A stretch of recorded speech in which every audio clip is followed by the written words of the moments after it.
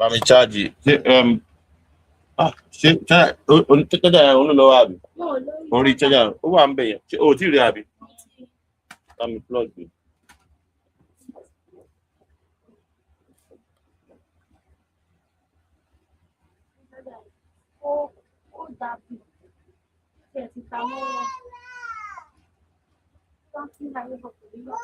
I greet you very powerfully. You're welcome to the live stream.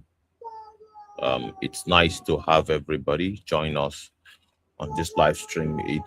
It's an open mic Sunday, and we want to hope that the ancestors will give us the privilege to basically have a very great deliberation today on Movement Radio, Civic Space, and Vibration Charts. You're welcome, everybody, for joining us. Kindly subscribe.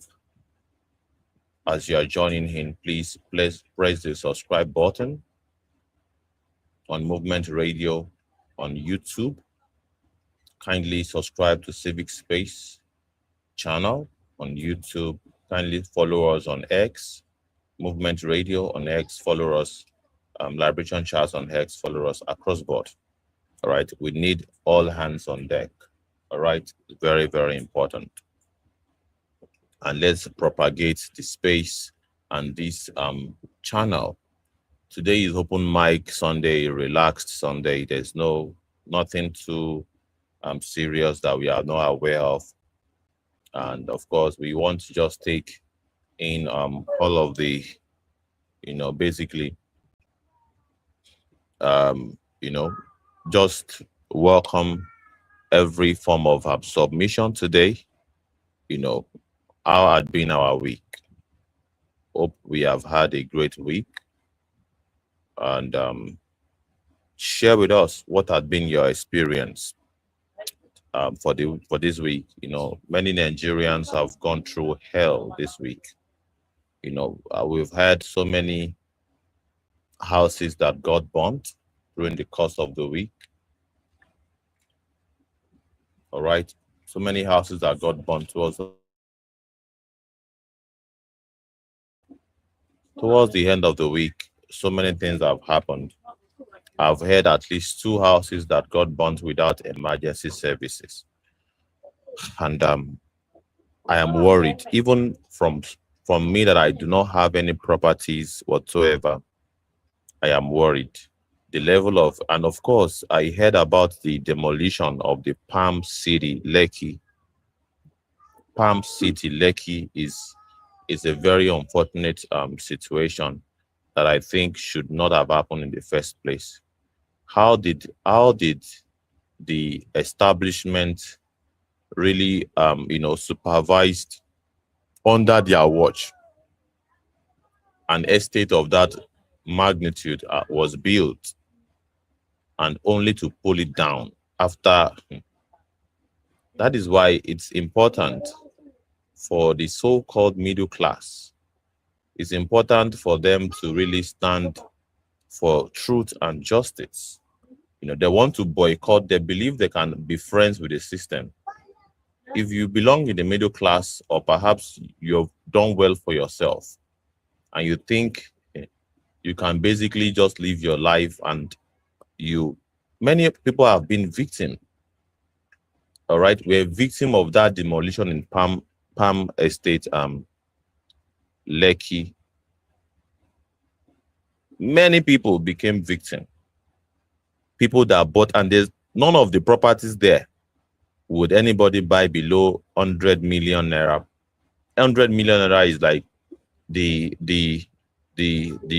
lowest of the purchases in all of those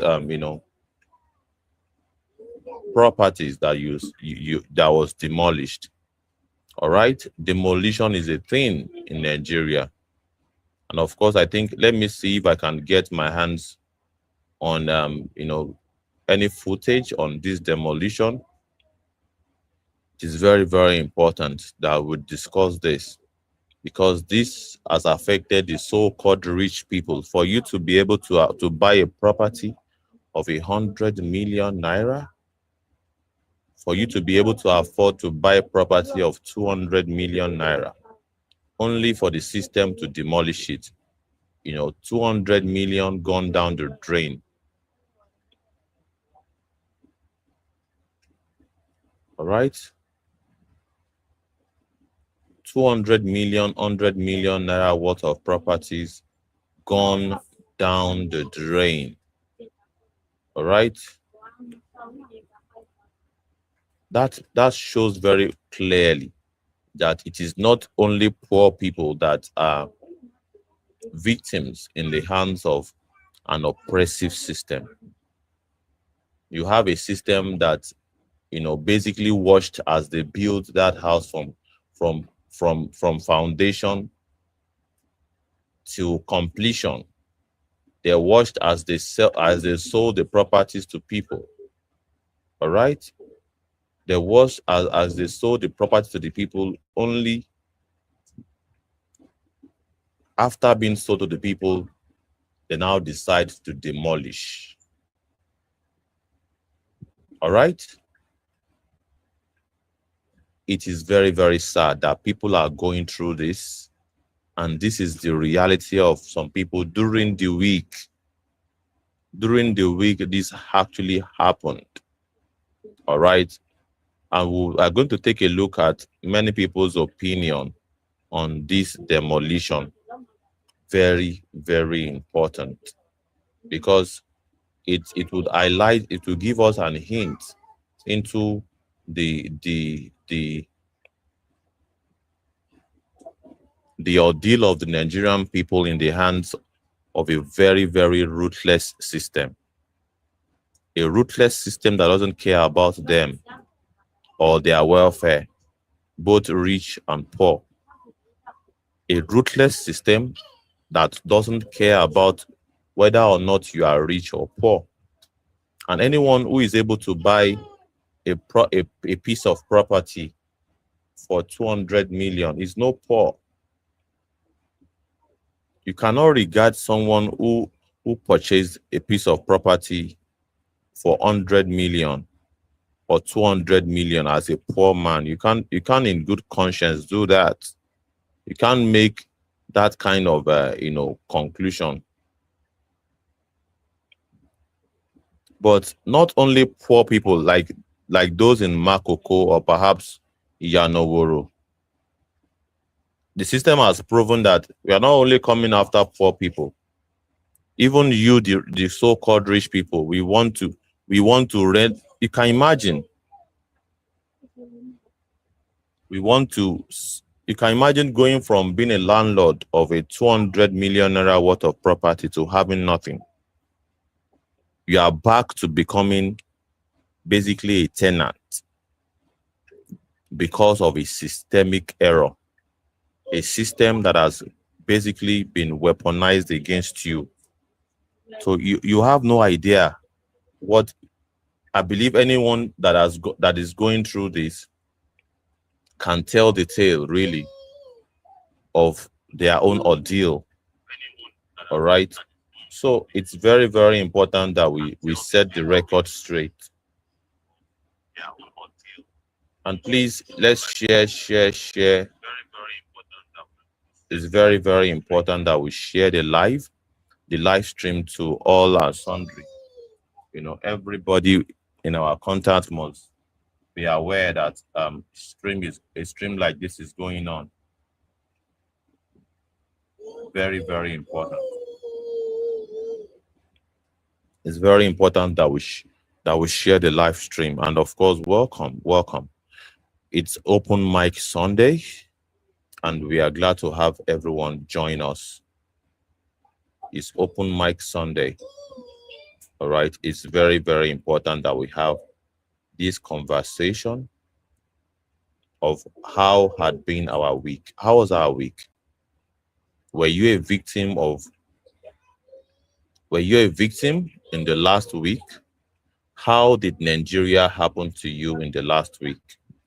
Let's share with us in the comment section how Nigeria happened to you, or what you noticed about Nigeria, all right, in the past couple of days or perhaps during the week. Today is open mic, and your media channel is here to basically give you the voice to speak. All right. We are giving you the voice to speak on Liberation Chats, on Civic Space, and of course on the Movement Radio. Let's have this conversation. Very, very important that we have this conversation as a Nigerian people. Let's have this conversation and let's discuss about how we spent our week. Let's have that discussion. Very, very important.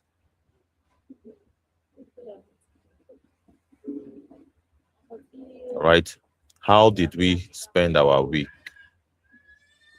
Very, very important. And what was the activities of the week? How can we learn from it? All right. How can we learn from not repeating history? And in what ways can we really, be a better people on how to react, how to respond to oppression? How do we respond to oppression? Very, very important. All right.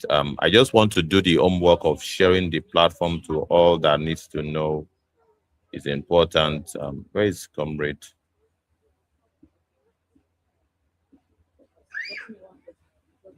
Engineer Sani.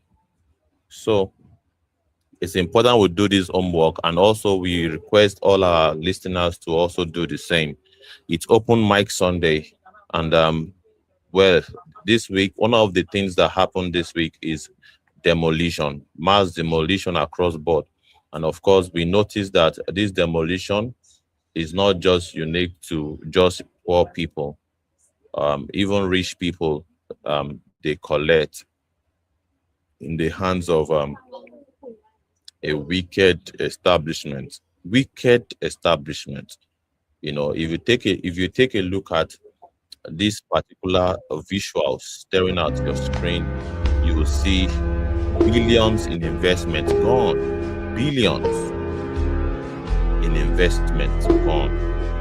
In a twinkle of an eye. All right? People purchase these properties with their life savings. How do you explain somebody go from being a landlord to a tenant or having no properties at all? All right. It is very, very sad. This was one of the major highlights of the week, and I think it's important that we'll talk about it because owning properties in Nigeria has now become an extremely risky endeavor. These people that own this property would almost believe that, well, they have escaped the matrix. Some of them would not even stand up for our brothers and sisters in Makoko. They would not stand up for our brothers and sisters in Makoko, whose houses are being demolished. It is very, very. It is a cause for concern.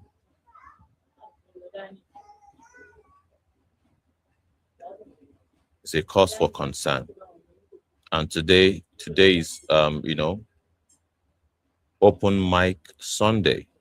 Open mic Sunday. Open mic Sunday, where we discuss some of these realities, right? And many people have reached out to us that when are you going to talk about the demolition in Palm City? Of course, here you have it. We are discussing about it now, and of course, it's one of the means where we can actually relate or perhaps talk about these realities. Let's play some sound bites. estates. But before I do that, I'm going to answer this question because I got a lot of it from the last video I made. People asking why I didn't mention the name of the estate when I was warning people about buying into a certain estate in Aja. Even though the few that had initiative that approached me, I told them, but some of you want to be spoon-fed. Keep waiting there. Now, 3 reasons. The first one that is there's really no order in this country. There are certain rules and regulations that estate flouted. But I'm also aware that there is room for manipulation, alterations. People go pay bribes and then adjust those rules or alter those rules. Now, if I come out and say, oh, stay away from this estate because of this, and somebody goes behind and adjusts that thing, I'll end up looking like a fool. And I'll mention one of them in this video. The second thing is personal relationships. Now, there are a few developers I'm very close to that are building there. Now, I don't support what they are doing, but at the same time, because of those relationships, I cannot directly attack their business. But I still went the extra mile of warning you people. So again, if you had initiative and you wanted to buy into an estate in Aja and you watch my video, what your brain would have told you is, this estate I'm buying, whatever it is in Aja, let me go the extra mile to make sure it is not this one this guy is talking about. You have 100 million, 200 million, 300 million. But anyway, the third reason is my own safety. Again, I know the issues with that estate, and I know the people that are involved in those issues. So I cannot come and put myself in harm's way for something that does not really concern me, but I put the word out there. So again, if you had the initiative, you'd have gone the extra mile to do your own due diligence. Now, what is the issue, or one of the issues with Lekki Palm Estate? Look at this. This is a Google Map view. Do you see anything strange with this picture? This is Google Map view of Lekki Palm Estate. Are you seeing road leading into the ocean? Have you ever seen road on top of ocean before? 2-3 years ago, when I spoke about this estate, I did the same screenshot, but I posted it on my story because I didn't want it to go viral. When I put my location on Google Map will show me that I was on top of the ocean. If you drive a certain distance into that estate, not even far, put on your Google Map, it will be showing that you're on top of water. What does that mean? Developers have sand filled, far into the lagoon. At the rate they are going, there might not be need for Fort Mainland Bridge again because they're going to join Lekki Palm City with Ikorodu. This is Google Earth view. So you can see sand. So they are just sand filling and going. And I know that this illegal sand filling, see, Lagos State has the map of the natural boundaries of the state. And you can only get approvals within that boundary. Once you start to extend these things without official approval, you will not get approval on those buildings. And that's why they can come anytime and demolish it. So when I was warning people, I knew that there were no approvals for those sand filling. I don't know if they have it now. I doubt they do. But again, if you had done any out of due diligence, you would have found this out. It's very, very, very sad situation. And of course, this is coming from an expert that said he had warned people from buying that particular properties.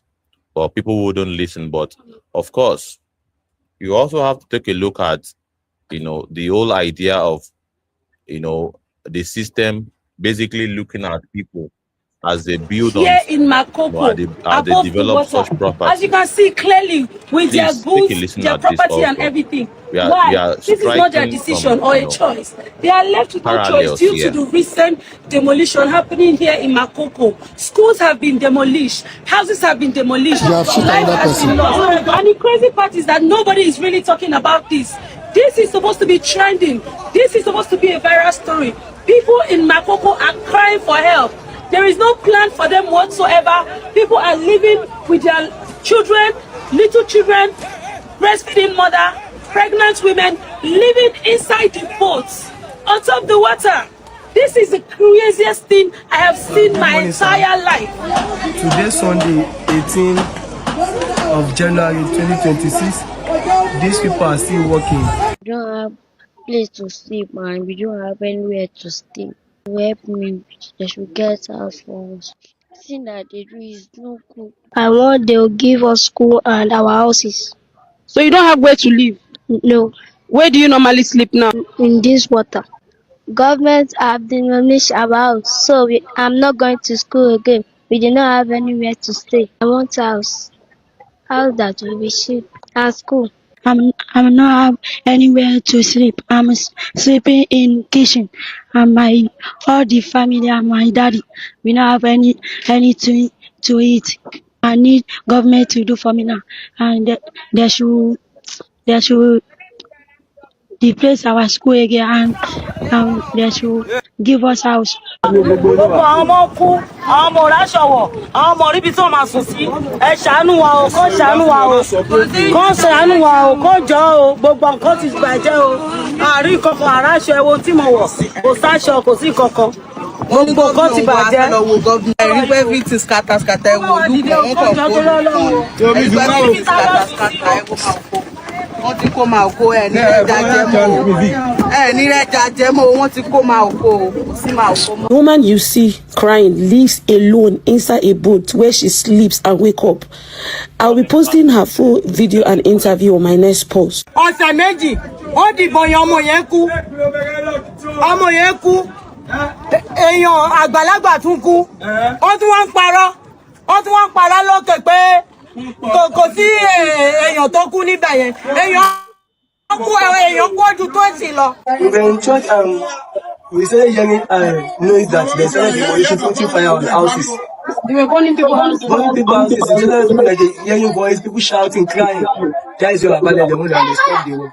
And when they stopped the war, these people did not stop. The next day, they started demolition the houses. You're welcome, everybody. And people now live inside boats here in Makoto. Above is the reality of our people. You know, we are just taking a look at the highlight of the week. And today is Open Mic Sunday. You're welcome, everybody. Komida Dege, you're welcome. Engineer Sani, please, you're also welcome. It's nice to have everybody join today's Open Mic Sunday. And of course, this is highlighting the reality of our people during the week. Basically, pretty much how the system have a way of going after its own people, whether rich or poor. And of course, look at this and compare with also this, reality that is also befalling the so-called rich people. These are poor people. But before I've also played this particular video affecting even rich people among us. Can you see this? The caption says billions in investment gone. Billions in investment gone. That is what the caption is saying. And of course, as this is affecting rich people, is affecting poor people too.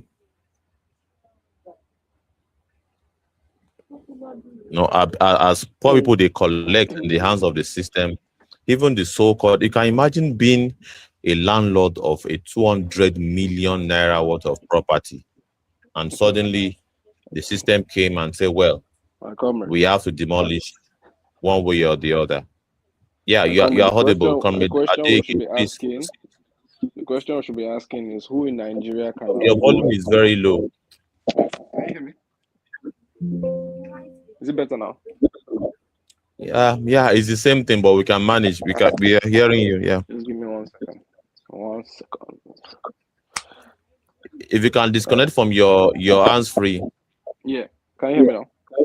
Yeah. Very well. Okay. So as I was saying, I said the first question we should be asking ourselves is who can afford to buy a house of 200 million in Nigeria? Yeah. So you see, what I'm trying to say is that whoever this person is as well is someone who must have exploited his people to get to where he is. But even after doing that, his investment is not safe. So basically what is happening in this video is that we see a wastage. Money that was exploited and extracted from the people, gone into building all these houses have now been destroyed. This is stolen money wasted. Basically, stolen money wasted, right? And when we proceed further to analyze the situation we're in, or the system we're in, it shows you that nobody is safe. Nobody is safe. And all of them know that. All the people who want to operate in the system know that. So that's why you see them always scrambling to be at the top. Because the higher you go in the system, the safer you are. Anybody in this system is dispendable and expendable at any time.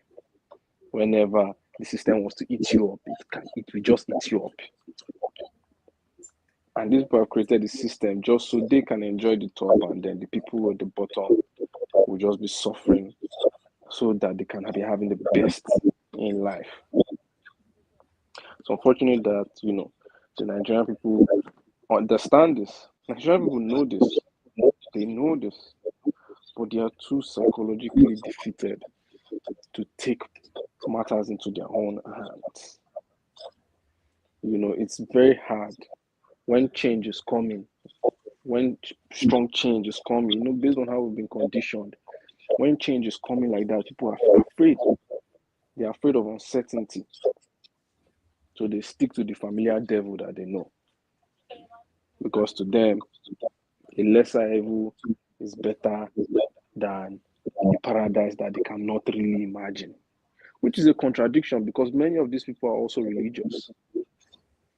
And many of them want to go to heaven. And many of them want to go to Al-Jannah. And they pray for paradise on a weekly basis, on a daily basis, on a monthly basis, on a yearly basis. And we come to them and we tell them, take, this is paradise here. You can get it by organizing amongst yourselves. Organizing, all of us can come together to build ourselves, build a nation that can give us that heaven that we're all praying for. But they push back vehemently.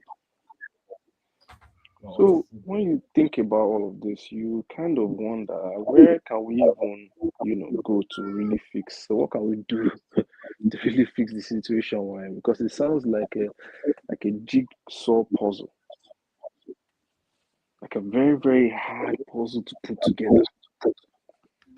But it is not. It's just a very, very, very, very big work. It's not hard, it's just very, very big. And that's where the challenge comes in. A couple of years ago, when the AAC party started, the reach was not as large as this. And the identity was not as entrenched as it is right now.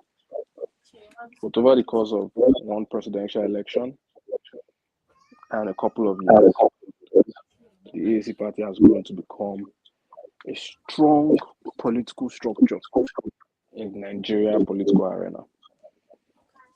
We understand that, you know, we don't need to vote to change this entire system. We don't have to wait for a presidential election to come to change the entire system.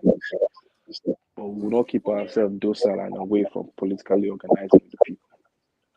So we are here once again to educate you on the situation happening inside Nigeria, to bring the truth to your face. Because most of you choose to pretend like you don't know what's going on in the country.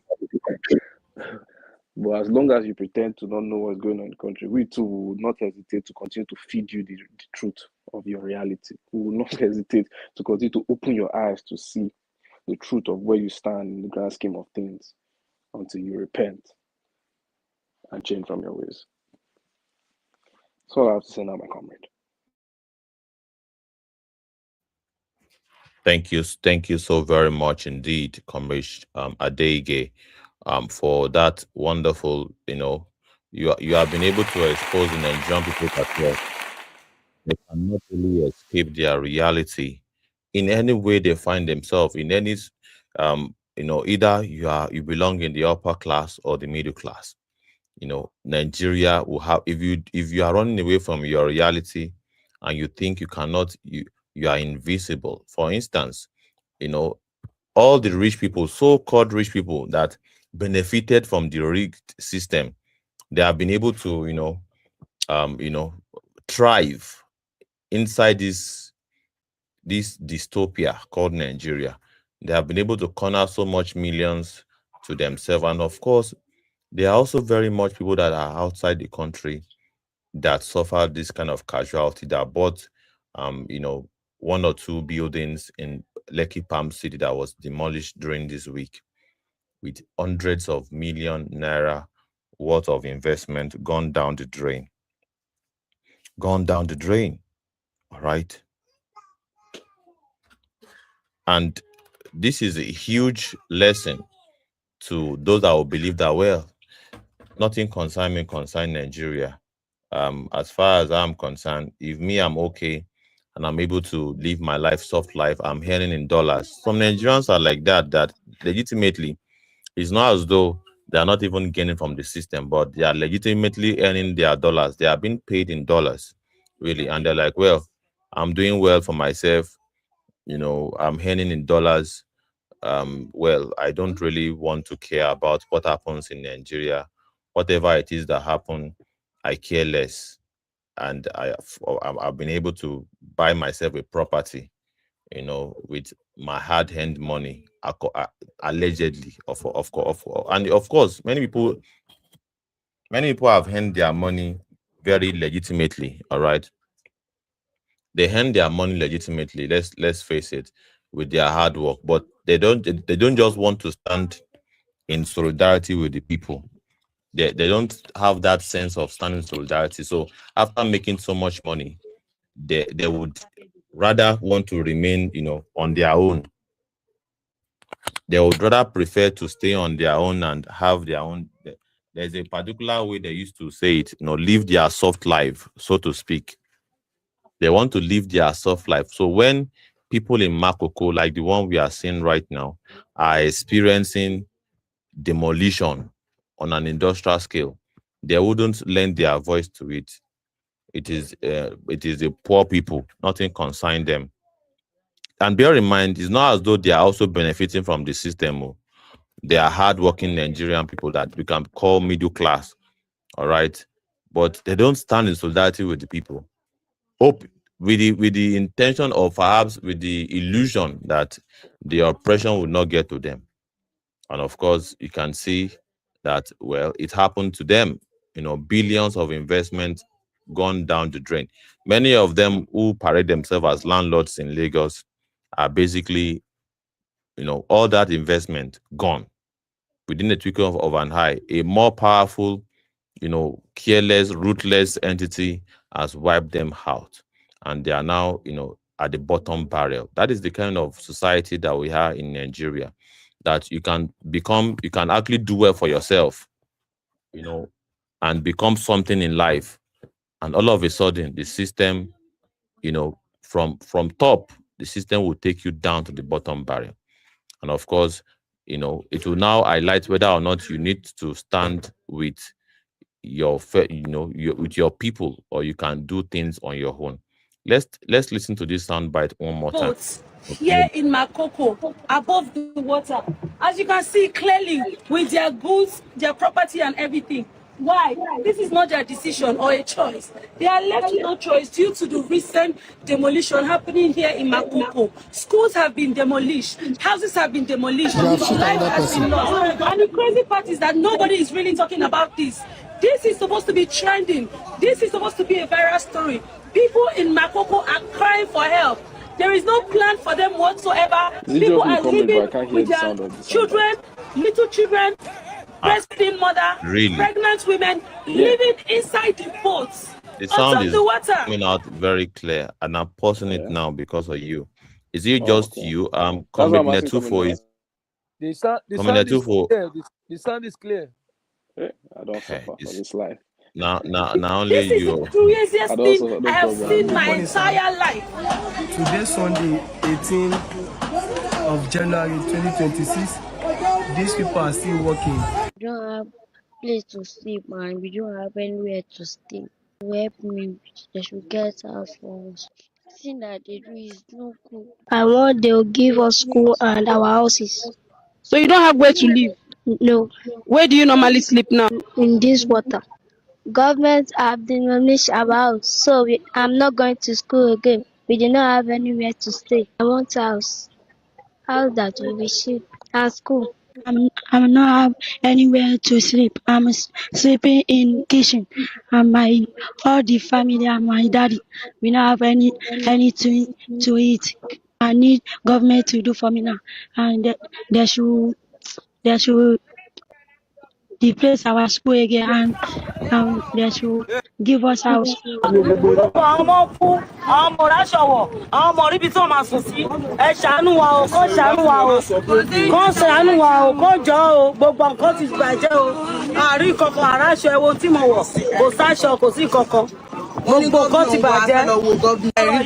scatter.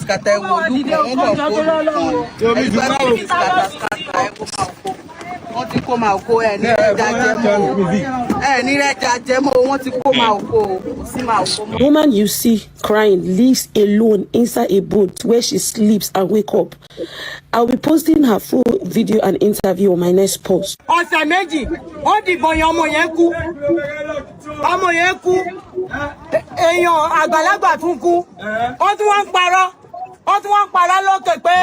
We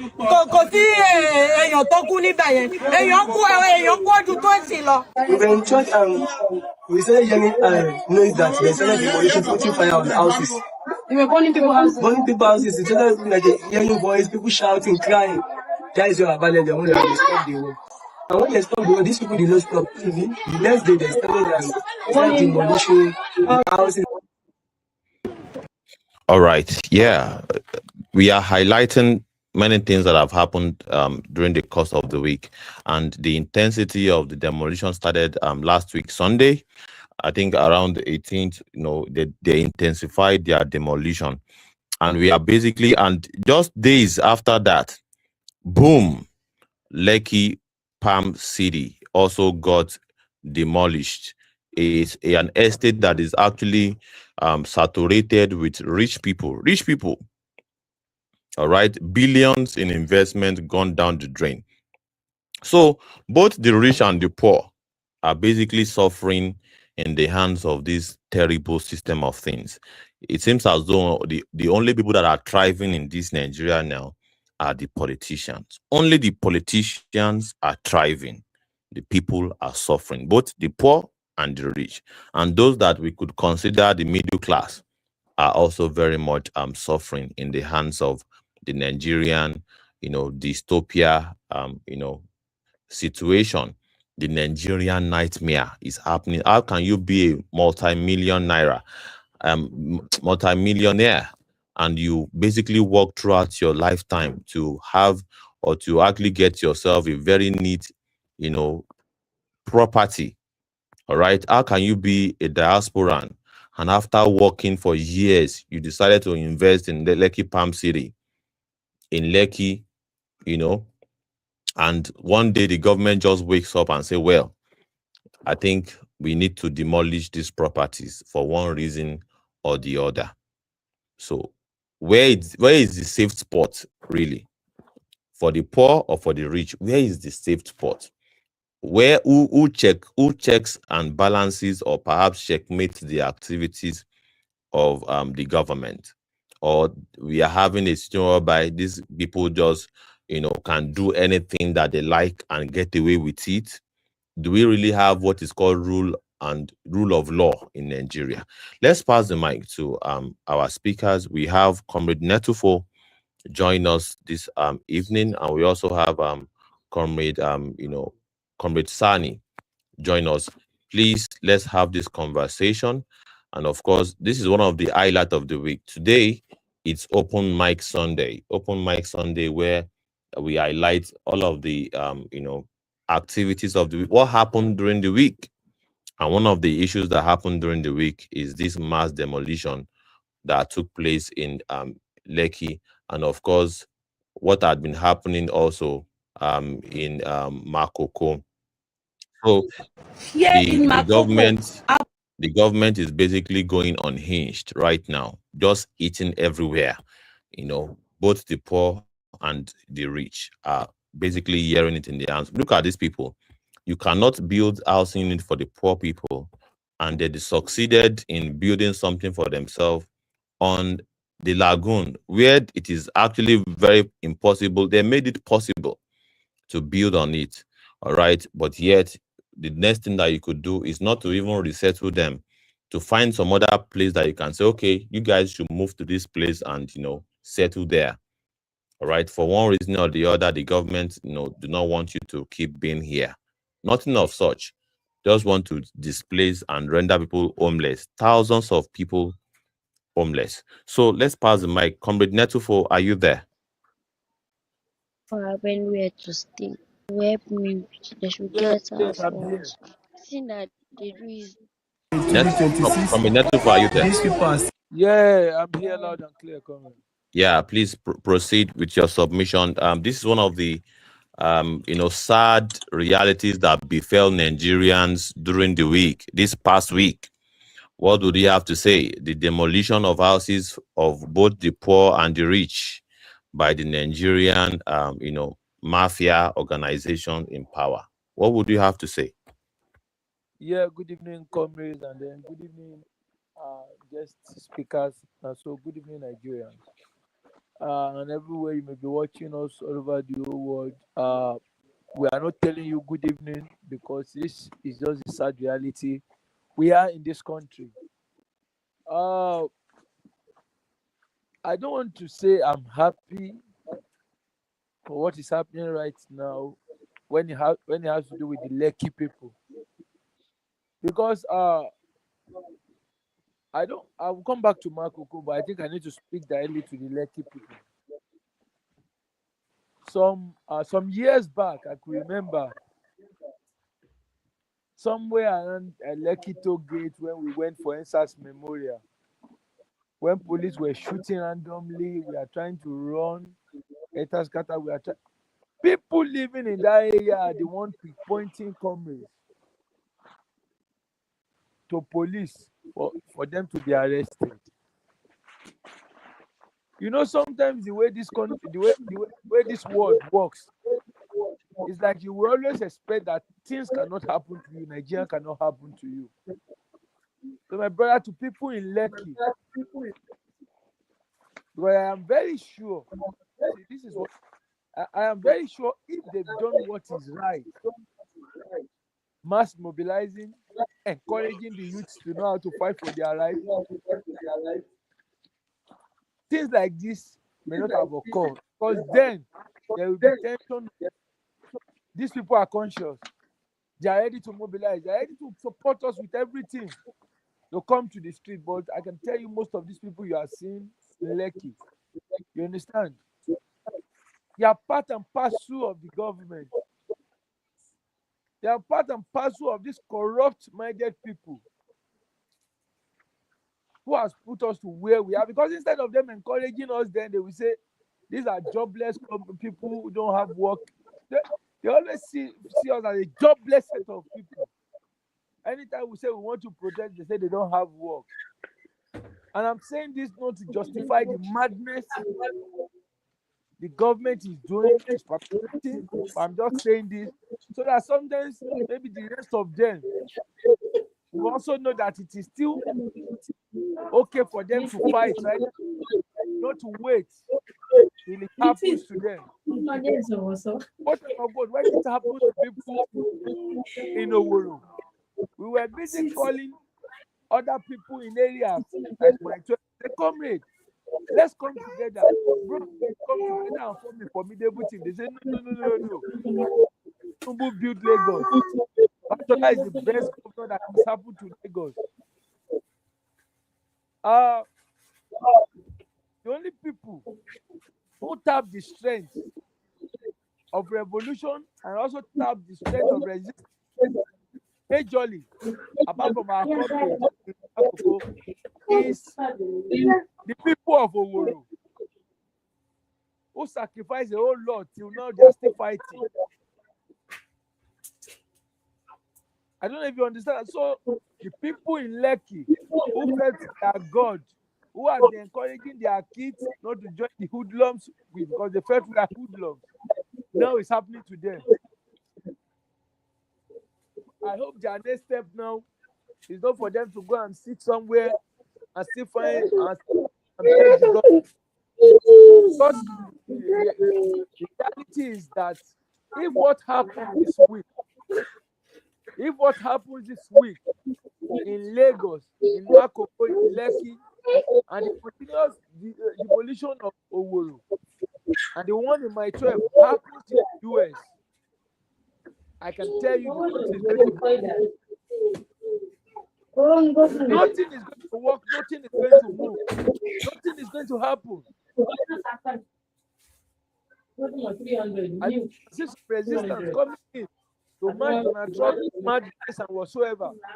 But brother, don't be surprised that these same people that their house is being demolished every day are here celebrating Donald Trump's madness, killing blacks, killing people. That is the country we find ourselves, where they keep celebrating madness.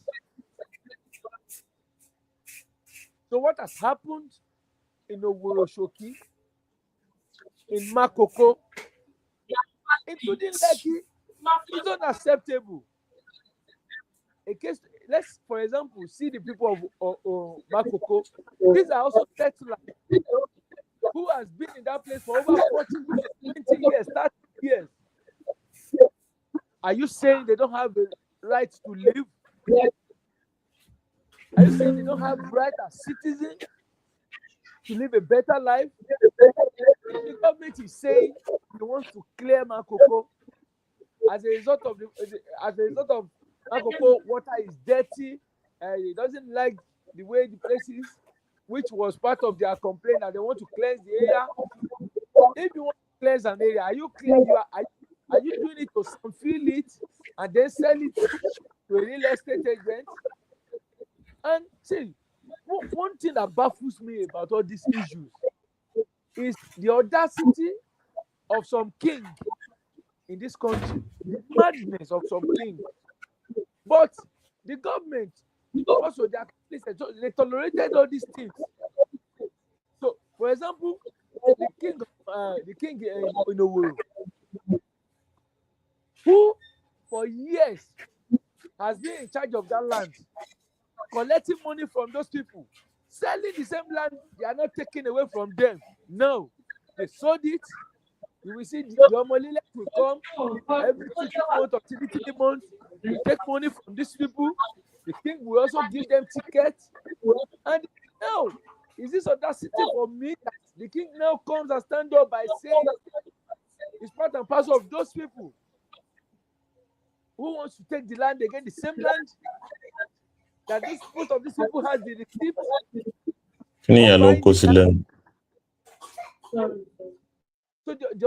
I don't just see this. I can tell you this, that even for the fact of what we've been doing, this country right now is in a state of where people cannot explain except we fight. This country now has gotten to a stage where we cannot continue this madness from Oruworo to Lekki, from Lekki to Mile 12, from Mile 12 to Makoko. You cannot displace people without providing where to stay. These are government who has been blindfolded, who has been deaf for years in building mass houses in case of issues like this if they arise. What are we saying? Is it the same government who went back to hijack the same mass houses that Papa Jakonde built to take it for themselves?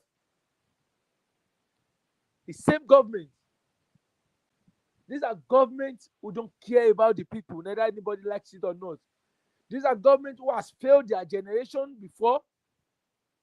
They are still failing the generation on board. And if care is not taken, if we don't fight, they will continue to fail forever, because what they want to do is an installation of their son, their grandson, and so that they can take power. Exactly what is happening in Uganda, so that the president who makes his son a defense minister knows what he's doing.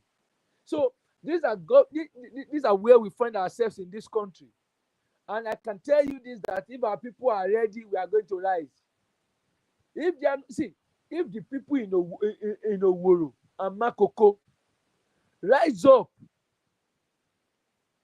to resist for just one day and come out and say, no, we are tired of this madness. If you can, the interviews, in short, I understand what education has done to most of these people in Makoko. This is not to abuse anybody. But the fact that somebody is destroying your house and the best you can still say is to beg him. APC last year, we are APC members, so you should not destroy. You are an APC member. Your house is being destroyed. You are an APC member. You are now an homeless human being. You are still begging the mad people who make you homeless. Is that not madness? And this is where the madness of our celebrity now comes in. Because you cannot see anything in this country now without talking about the stupidity of most of the celebrity, who some of them has run away from this country to relocate in the US. Some of them are looking for a way to run because they know it's not easy right now. They know we cannot continue like this. These are people who have been backing the government behind. And see, for example, a case study is this fight happening between Wizkid and Davido and Seun Kuti. Seun Kuti have been speaking before today about this madness happening in this country. If Wizkid can manage to tweet to say we are tired with this madness happening in Makoko, our people are dying. Do you know how many Gen Z who will channel their energy to what is happening in Makoko? But instead, they are instrument of the government. You understand? To destroy this country. Because they've been used already and they will continue to be used if the youth who claim they are Gen Z still believe in people like Wizkid, who still believe in any other celebrities. Because they are the ones destroying this country. Pastors, celebrities, imam, afa, whatever you may call them, politicians, they are the ones destroying this country, and we must rise up to fight against this. Thank you, comrade. I'm still here with you.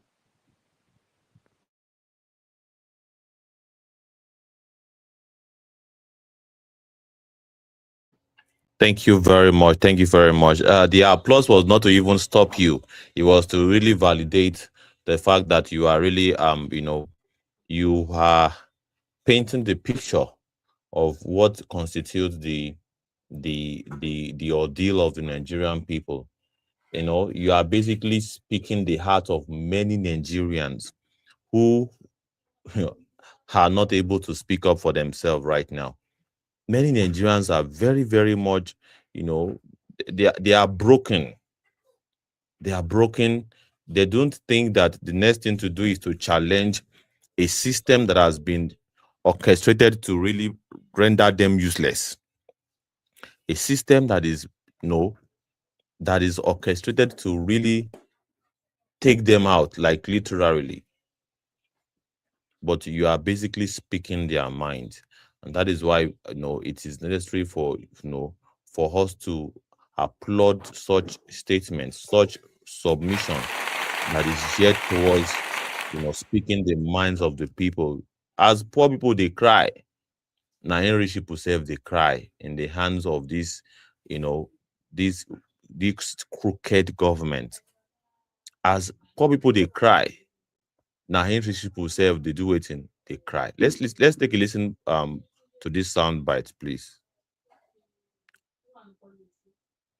Many people they misinterpret the message about the demolition, so I got archival to come here in person to explain better. You get why? Nobody said the estates are bad estate, nothing to the estate. Lekki Palm Estate still remain one of the best estates to buy property. But the problem is say some developers will cut corners, say get me, or your property gets structural error or structural default. For instance, now see this one now. You see how this house they bend. Say get me, thereby endangering the life of people who say they for this property. That's why Lagos State will get demolition to protect the lives of the people in that property. Get why? You know, see all this property they have nothing to the property. Nothing to the property because as long as they build and well, nothing go do and nothing go touch and get why. Don't be say the land, Lekki Palm, the land get problem, nothing do it. Check me. But as a result of structural error, structural default, and they always they talk about before. Many of them they look my video less. And they say for real estate, I be like prophet. Anything I prophesy, it can come to pass. It get why. You know, see this one now, it don't bend. That is why this one now they can't come down. This one now the same thing. It they bend. That's why the same thing. You see those ones, nothing to this property because all of them are good. So any property, as long as the property not get any structural error, Lagos State no go demolition. Now when we say you get structural error or default, now make Lagos State call demolition. You get why?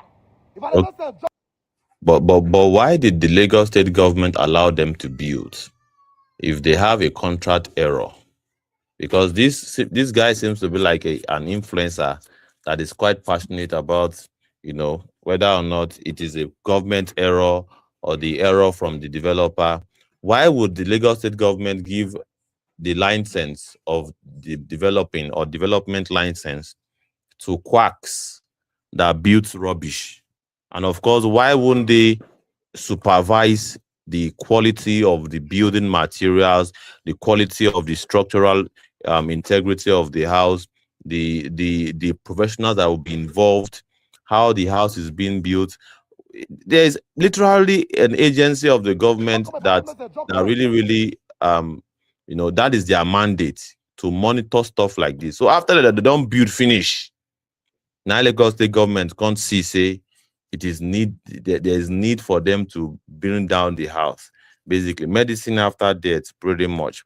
But well, starting from the developer to the government to the buyers of this property, everything indicates areas of concern. Areas of concerns that really pictures the kind of society that we find ourselves in Nigeria. When you have people that are very, very much, involved in real estate, that is basically building a very strong, well built houses, estates that is being built by bricks, that is taking into cognizance the structural integrity of the building. Nigerians, who want to invest would not pay attention to such ones.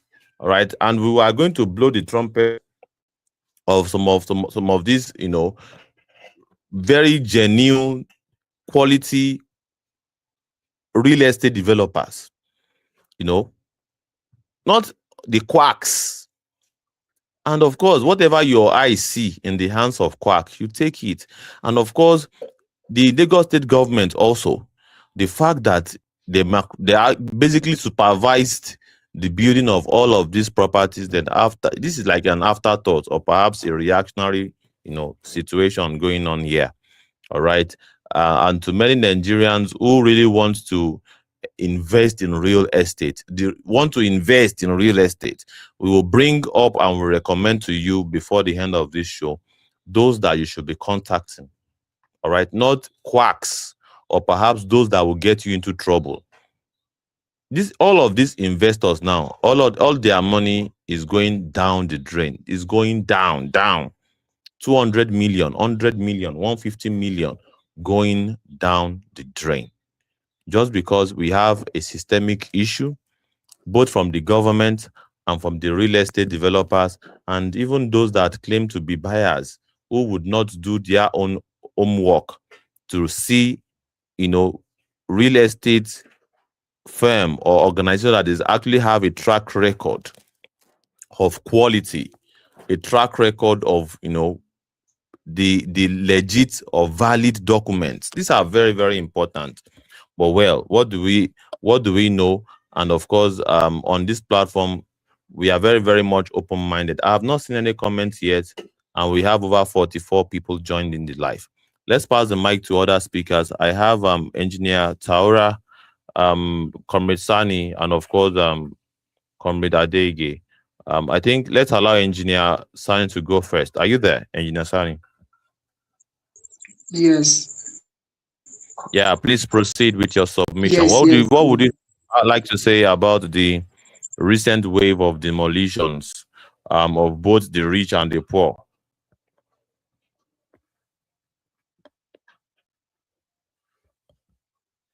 Are you there?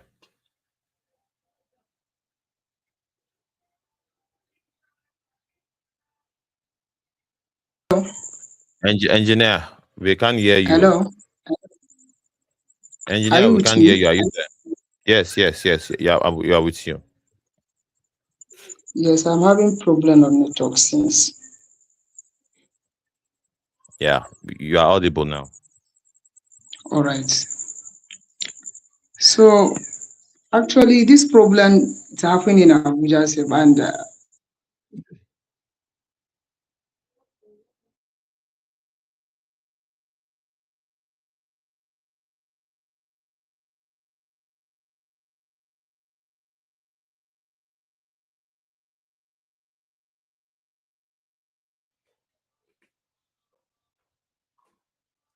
Engineer Sani, it seems as though you have.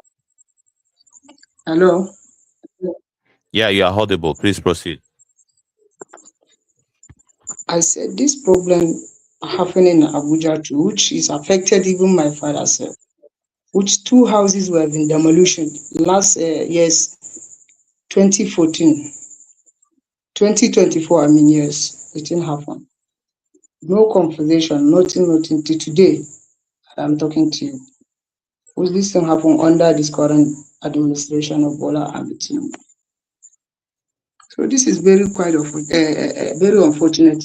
A government that's supposed to give, but they are the one that are doing this kind of stupidity to the masses of the country. That is very unfortunate. So that is it.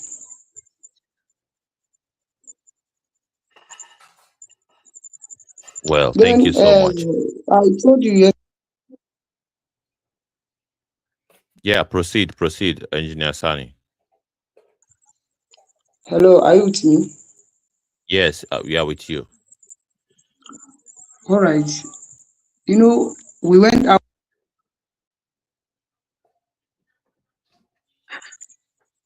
As I told you earlier. Hello? You are audible, Engineer Sani. You are audible.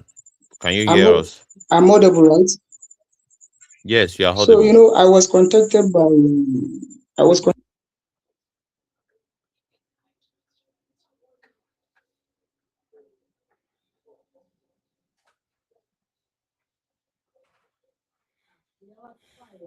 All right.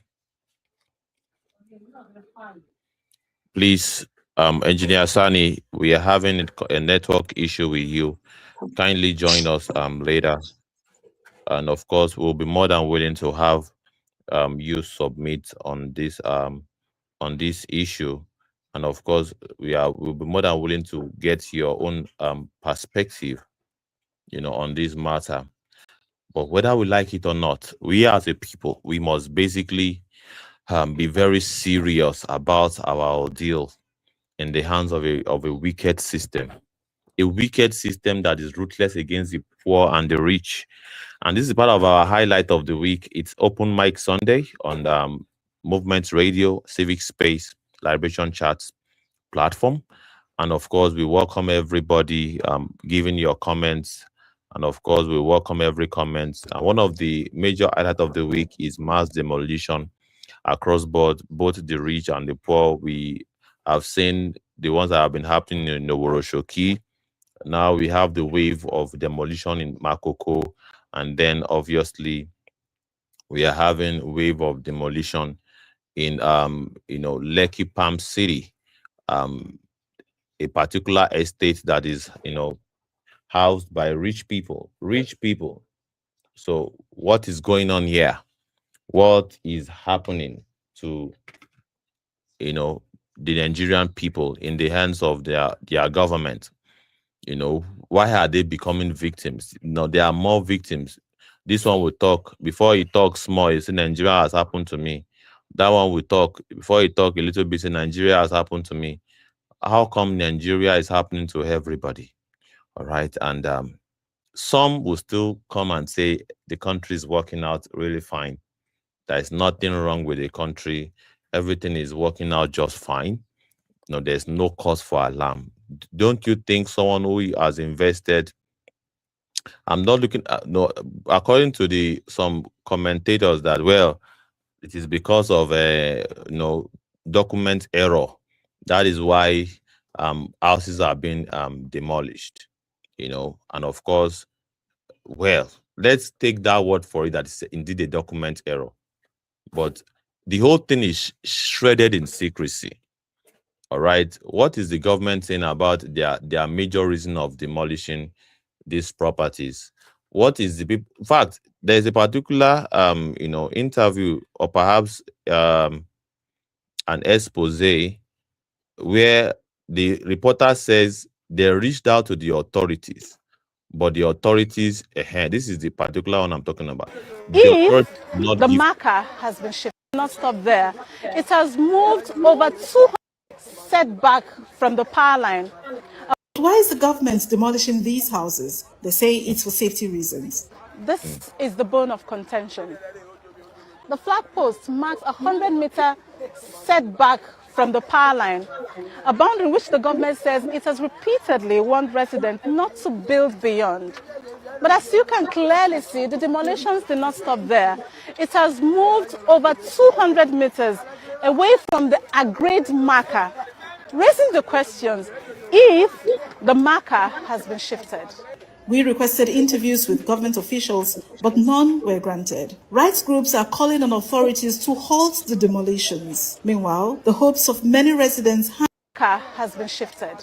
We requested interviews with government officials, but none were granted. Rights group says the requested interview of government officials, but none has been granted. And do not forget that she also highlighted the fact that there is a particular margin, all right, starting from a particular point in time, that a particular position where people should not build above that particular junction, and people really build above it. But if you are saying you are demolishing because they infringed on that rule, why not stop at the very mark where you said they should? This is their their privilege. This is where they can build beyond. All right, this is their limit. You stop there, but it seems as though they are demolishing the whole thing up until 200 meters. And they are, this, according to this report, they are even asking the government officials to come and give a statement. But the government official, they are still very much rejecting. They don't want to respond, all right, to that particular inquiry, So it is important that we do not want to have a government that shifts goalposts. It is not good for investment. It is terrible for investment, and it does not really foster trust. Does not foster trust. How can I buy a piece of property today? All right, all documents looked pretty much in order.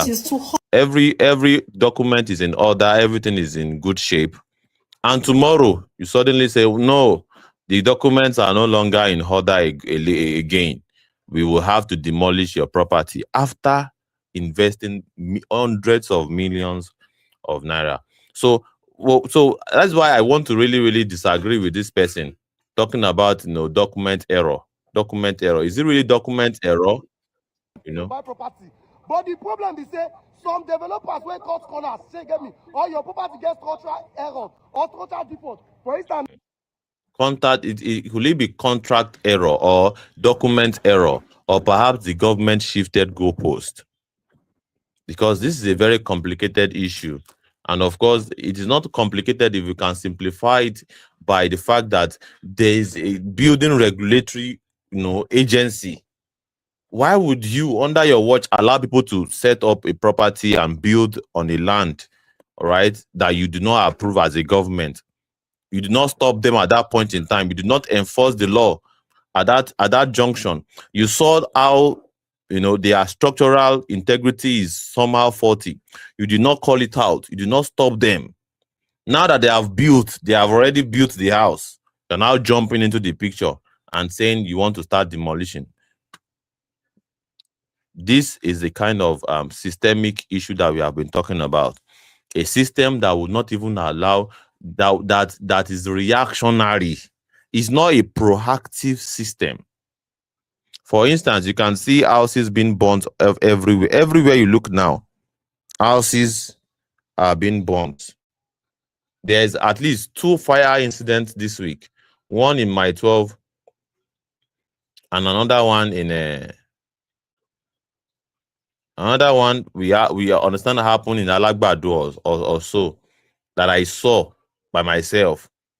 No fire service, no emergency service, nothing. And properties worth hundreds of millions destroyed, just like that. Yes. Thank you so much, Comrade Ingenious Abe. And of course, if you were to be serious about investing in real estate, contact Engineers Abbey. Abbey Homes and Properties is what we are going to recommend to everybody. All right, reach out to us if you are indeed serious about property or having a property in anywhere in Lagos or Nigeria. These are the people that will do their own work, and of course, they work with the best of the best experts in the field. All right, and they do their own work. This is not to say that the government also do not have their own rigmarole. No, government shifts ground, and of course, even I understand that, you know, many investors along the coastal road also suffered this shift in goalpost. All right, government shifts goalpost a lot, but if you are going to invest in real estate, you've got to be extremely selective. And of course, if we are going to, and of course, we are not here to just make noise about the problems without providing solution. We know a real estate company that knows their onions, and of course, they do their own work before they develop any place. And no government can accuse them of any quality control issues. And of course, judging by what I'm having here, Lagos State LASG agencies, Lagos, were supposed to supervise the construction stages to spot issues before demolition in the end. Of course, yeah. I see if I knew. Of course, I knew that there are agencies that were supposed to really, really look into and basically micromanage from start to finish the activities of any developer. I know that. But even with what I'm seeing in my own area, all right, real estate developers would just build nonsense. They will build absolute rubbish. At some point, you will see the supposed agency will come and mark stop work. All right, even before it gets to any major stage of the construction, maybe perhaps at the level of foundation, they will come and barricade the place and say stop work. There's a reason why they say stop work, because of safety reason, regulatory reason. That should be the end of it, stopping work at that point in time. No be say after your officials don't collect bribe, they refuse to basically supervise the project. They don't build the project finish. They are beginning to sell it to honest-hearted Nigerians. The job of the orientation agency was supposed to sound the alarm to potential investors that we have already marked so place. So because of they did not meet with the government requirement. These are some of the homework that they should have done before demolition. But they did not do this homework, but they want us to believe that it is those that bought the properties that we should really, we should blame. We should blame them for investing. And what does it say about investors, in that wants to come to Nigeria to invest in real estate? This is giving them all of the red flag that Lagos State and Nigeria is a very terrible place to invest. This is what it means. Even if the developers are crooked people, the fact that you have a system that allows such developers to thrive is enough signal for any serious investor to say, no, I am not going to invest in Nigeria. All right, Makoko land is already sold to the highest bidder real estate company. Wow, really? Makoko, we are hearing now that some of all this demolish that is going on, demolition above the setback that they said the locals, violate. They are beginning to demolish way beyond that setback. And with the look of things, with the evidence turning at us in the face, they want to sell these properties. They want to sell the people that they displaced land or perhaps their space to the highest bidder. All right. Thank you so much, Comrade Godwin. I would project all your comments in real time now. Anyone who values his money, thank you so much. Anyone who values his money should not even think of building anything in Lagos, because the Lagos state government is the greatest scam on earth, according to this comment. After they have already approved your building, the comment continues. All right, they will still deny you demolition. They will still deny you when demolition starts. Until one person from the Lagos state government is used as a scapegoat, they won't stop this rubbish they are doing on Lagos state, wasting people's hard-earned money, I presume, hard-earned life savings because of their greed. Yes, I agree with you. Absolutely. Absolutely. Absolutely. Many people that are investing in real estate now, they've got to, go the extra miles to ensure that the land that they are acquiring is actually legit and get all of the paperwork. And of course, get all the needed expertise to build the house. And that is not even a guarantee that the government will still not, infringe or perhaps cheat them in the process. Because those that the government cheated after they left the original alignments that were supposed to accommodate the coastal road, those that they basically shifted goalposts to infringe on their land, and some people suffered the casualty over 300 million naira worth of property that the Lagos state government and including the federal government took away their property just because of coastal road. And because even these ones, they have done their due diligence and made provision for the normal setbacks. The government shifted goalposts from the original alignment to infringe and affect their land. That is the kind of, but yet, so if this can happen to those that are doing their own work, how much more developers that are really, really cutting corners? But we know developers that are not cutting corners. All right, reach out. We would point your attention to the real estate, developers that are not really cutting corners. We know them. The question is, are you willing to get the recommendation, or you still want to cut corners and work with quacks in the industry?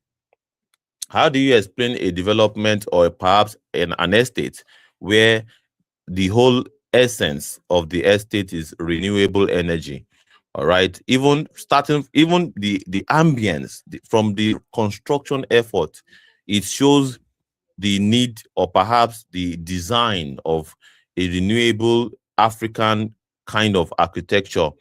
The whole walls are built with bricks, all right, solar panels, solar energy, all right, the ambience, the required setback, the window is wide, not like all of these buildings that you are buying that you cannot even collect fresh air inside your house. You are inside your house and it won't kill you. I am in one right now, all right? As I am now, the heat, I am suffocating, but I just have to keep it going because of terrible, builders that are scattered everywhere. All right? Yeah, we have to check the flyers. The flyers suggest, 150 million naira per 10,000 square meters and 75 million naira for 500 square meters, which is less than a full plot of 648 square meters. That is how high they are selling the Makoko, that they are snatching, they are grabbing the space from the people. After the people have built, on it with their pains, sweat, and blood, they are grabbing the place from the poor people. That's one of our highlights of the week. We are taking a look at this one now because of this whole thing happened and intensified during the week. So we have to highlight it. It's very important. So it happened to the poor. It's happened to the rich. It happened to Oshoki people. They are also selling their lands to the highest bidder. So let's pass the mic to Comrade Godwin. Let's have you, grace this great, discussion, and let's have your comments. Thank you, sir. Are you there? I'm here. I don't know if I'm audible. Yes, you're audible. Salutations, sir. You're audible. Very audible. Oh, all right. I've been listening. The thing is that this bad government we are talking about is definitely going to affect everyone, even those who live in Lekki Peninsula. They are all going to be affected because they think that they have been enjoying the best of life, so they are untouchable. You understand? So, and the Lagos State government is one of the greatest scammers I've ever seen because there is no how anyone can put home in Lagos without the knowledge of the local government or the state government. It is impossible. They are the one who approve the land for building. Even after building, they are the one who does the approval. So you will still be surprised that the same government will deny you when demolition starts. I have a friend who lives in Lagos. He is an immigration officer. He is from Kogi State. So that was in 2019. He took me to his site in Aja. I'm talking about the Badore Aziz. I know you might have known if you know that place. So when I got there, that place is a swampy area. When I got there, because he was even telling me that I should come and buy land. Then they were buying the land there, just like maybe 400,000 to 500,000. I said, me, even if they dash me land 1 million by 1 million in Lagos, as in the land, I don't even accept for anything because I know that if you take it after wasting your money to build it, the government is still going to demolish it years later. And I even told him that I am not prophesying negative stuff against you building this house, but bet it, or everybody, including you building this place, you people will cry later later. I just told him that day that I don't trust Lagos State government because they will want to collect that money you have. And after everything, they will just come and demolish it like nothing happened, like you did not even spend any money. To cut the story short, that guy after building everything, they were able to pack into the house. He has even bought properties. They didn't allow him to remove one single thing, demolish everything. I was not surprised that he called me on phone that thing I told him in 2019 it has happened.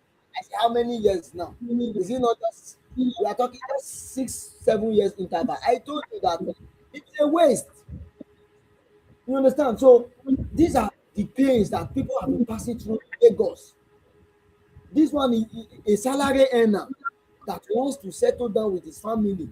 At the end of the day, they will just make people miserable, make people useless. So this current demolition in Makoko, Oroshoki, the people that are homeless, and those people, 98% of those indigenous, of those people, they are indigenous of Lagos State. They are not even outsiders. So those people that they have rendered homeless, where on earth do the government want them to stay? And we are talking about beggars are too much in Lagos, destitute are too much in Lagos. It just they start. Like seriously, it just they start because you cannot render people homeless and expect them to just go and rent out in places like Lekki, Aja, in a twinkle of an eye. As how now, where do they want them to get money from after destroying their dreams?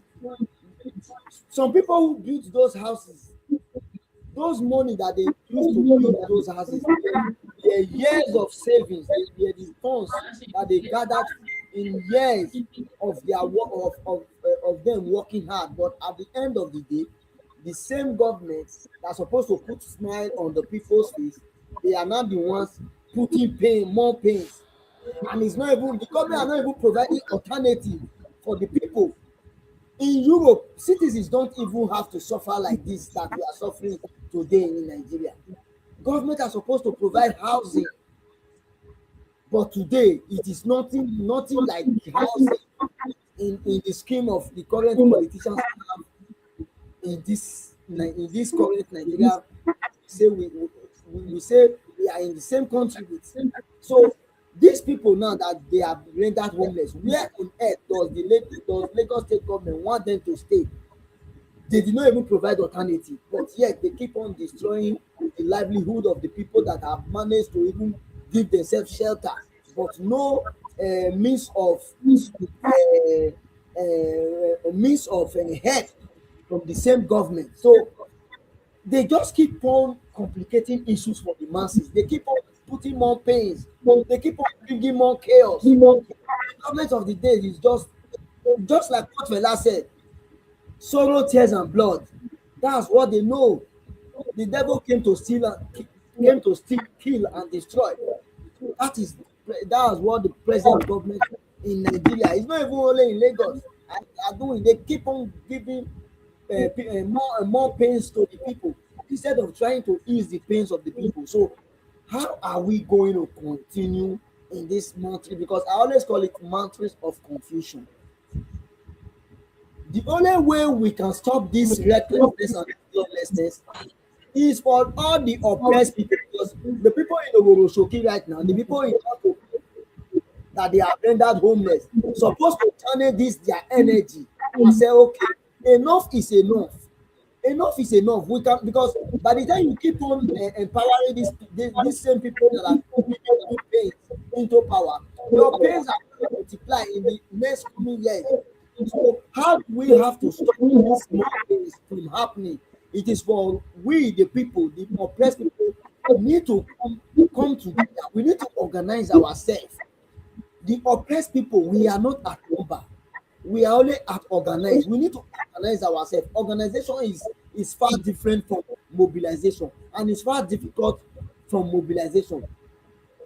The misrulers in power can an incentive to mobilize people, but before you can mobilize people with organic love, because mobilization organic, you must first of all fall in love with freedom before you can be mobilized, before you can organize. So how do we stop this recklessness and this lawlessness from happening? It is for the people. I want the people, the oppressed people that are being dehumanized, because this is element of dehumanization. You keep people, you render people homeless. This is part of the effect of dehumanization from the APC demonic government. So for us to stop, for this recklessness and this lawlessness from these misrulers in power to stop, the oppressed people, I am part of the oppressed people. All of us must come together. Let's forget about religion. Let's put political party aside, put religion aside, put ethnicity aside, put your tribe, because your tribe, your religion, if we want to be talking about these things, it will always keep us divided. Let's come together as a people and oppressed people with this anger. Channel this your anger. I'm talking to the oppressed people. We, the oppressed people, let's channel our anger to stop this recklessness. It is a great movement that will unseat this tyrannic government, and it can only happen with the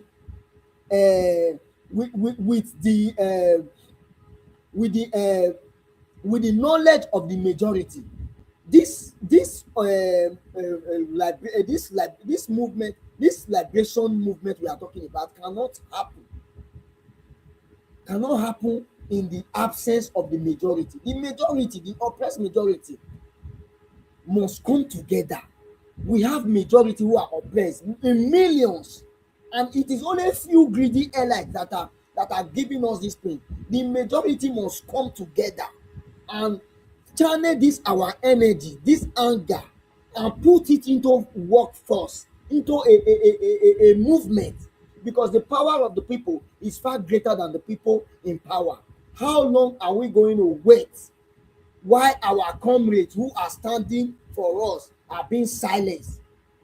This was how Fela stood up for the people years ago, but it is most of our parents fought against Fela. That is why the same oppression is still continuing today. So that's why when I hear somebody like Whiskey is saying he is far greater than Fela, who be Whiskey? Don't know him.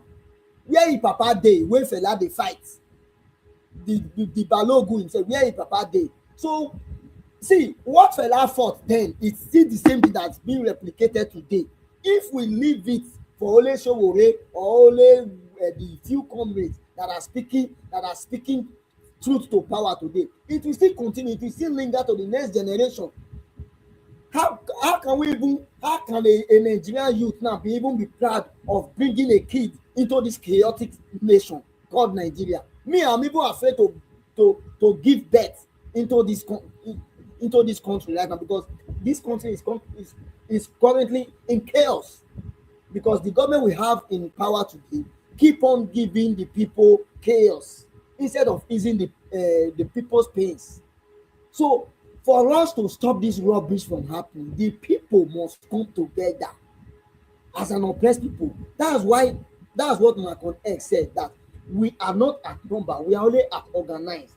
The day the people realize that the power of the majority, me and you and the other oppressed person, is far greater than the few stupid elites that are ruling us, that is the end of the misrulers in Nigeria and Africa, across Africa. Africa said that there's something called AU, Africa's Union, but yet, are we really united in Africa? Are we really united? As an African, you will have to get visa to travel to your own fellow African country. Is that one not stupidity? We are still being ruled. There is nothing like freedom or independence in Africa. No country is independent currently in Africa. Because the same African Union, I don't really know what they are discussing in that building in Addis Ababa, Ethiopia. I don't really know what they are discussing. What they are discussing in that building in Addis Ababa in Ethiopia. They are discussing how they will keep us disunited, how they will keep giving us chaos, because the leaders there, they don't even know what they are doing. They keep giving us chaos instead of easing the pains of the people. Africa is the most richest continent on earth, but check the algorithm. We are the poorest. Why?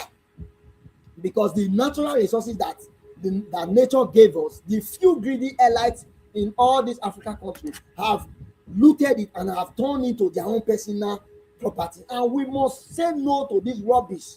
Enough is enough. We cannot continue to be doing same thing. We keep on recycling stupid misrulers that don't even know anything about leadership. People who don't even have antecedent. The only antecedent that they have is looting. There is no single, you cannot even point out a meaningful development that they have even given to the people. Nothing. They keep on giving chaos. So how long are we going to continue in this matrix of confusion? It is for the oppressed people to come together.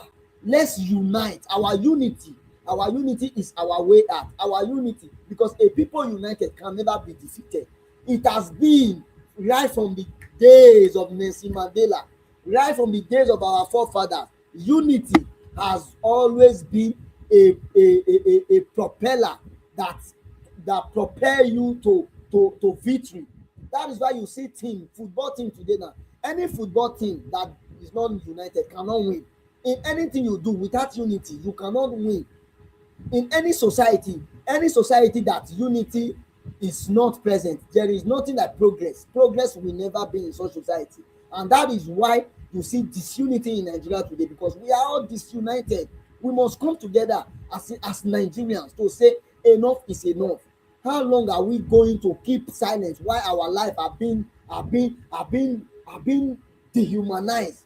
We are being made useless, rendered useless. The life of a common man in Nigeria is as useless as cow. But They value cow more than a human life in Nigeria. Only in Nigeria that you will speak against impunity, you will be regarded as a criminal. Only in Nigeria and in Africa.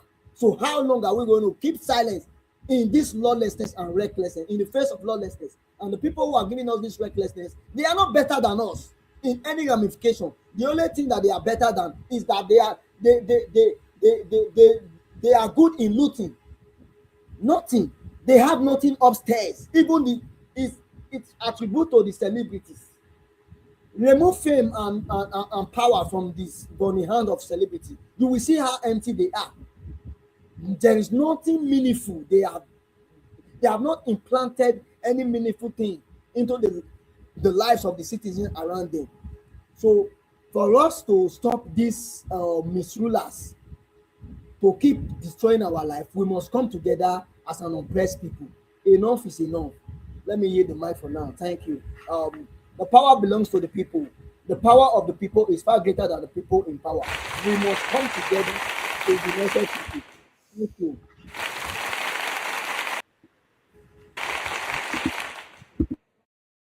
Thank you. Thank you so very much. Thank you very much indeed, Comrade Godwin. You have been very, very, straightforward and direct in your submission of the Nigerian situation and, of course, what the Nigerian people have to do moving forward. You have outlined the problem and you've profiled solution. Talking about the mass demolition that happened during the week, both of the poor and of the rich, that even rich people who claim that they are, who will have believed that, well, they are safe. They have been able to milk from the system in the midst of, because let's face it, these are the best of the best of the best. These are like the 5%. Anyone who is able to buy a property of 200 million naira in Nigeria that person belongs in the 5%. The 5% of the elites. That is what I can say. Because for you to be able to gather 200 million to purchase a property, you must have saved at least 1 million naira for 200 months. And how many years is 200 months?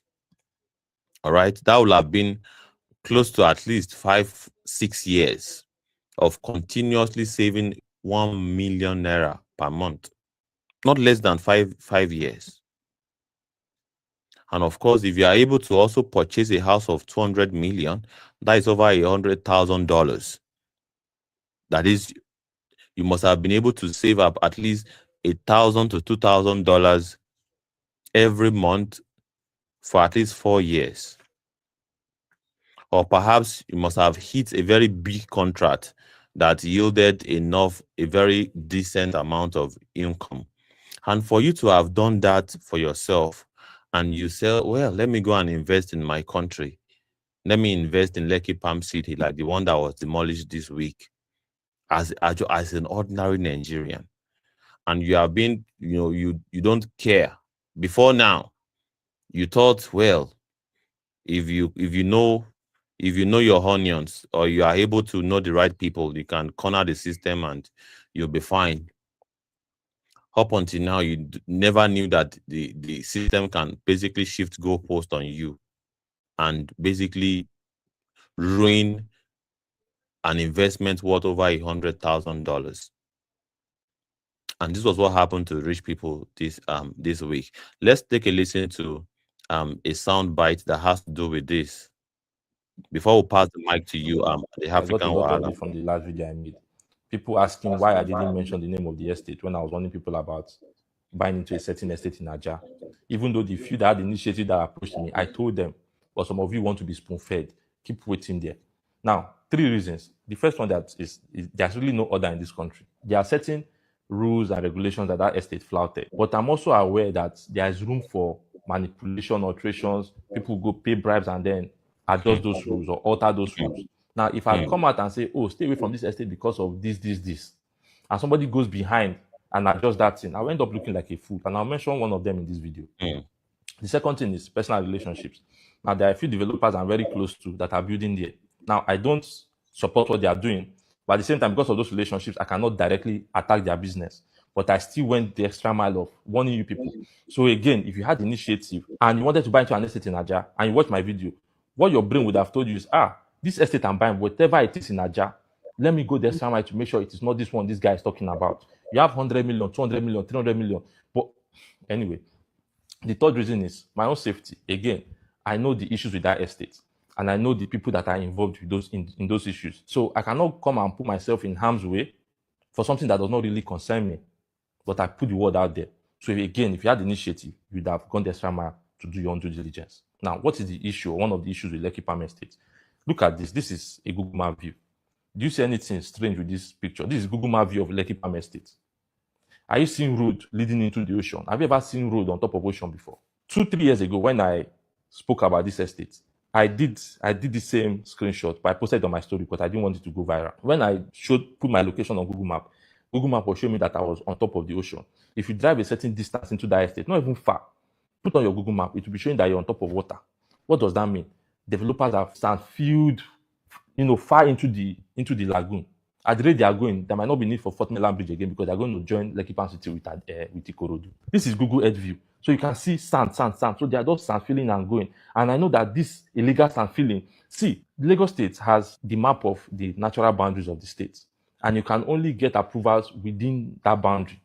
Once you start to extend distance without official approval, you will not get approval on those buildings. And that's why they can come anytime and demolish it. So as when I was warning people, I knew that there were no approvals for those sand filling. I don't know if they have it now. I doubt they do. But again, if you had done any out of due diligence, you would have found this out.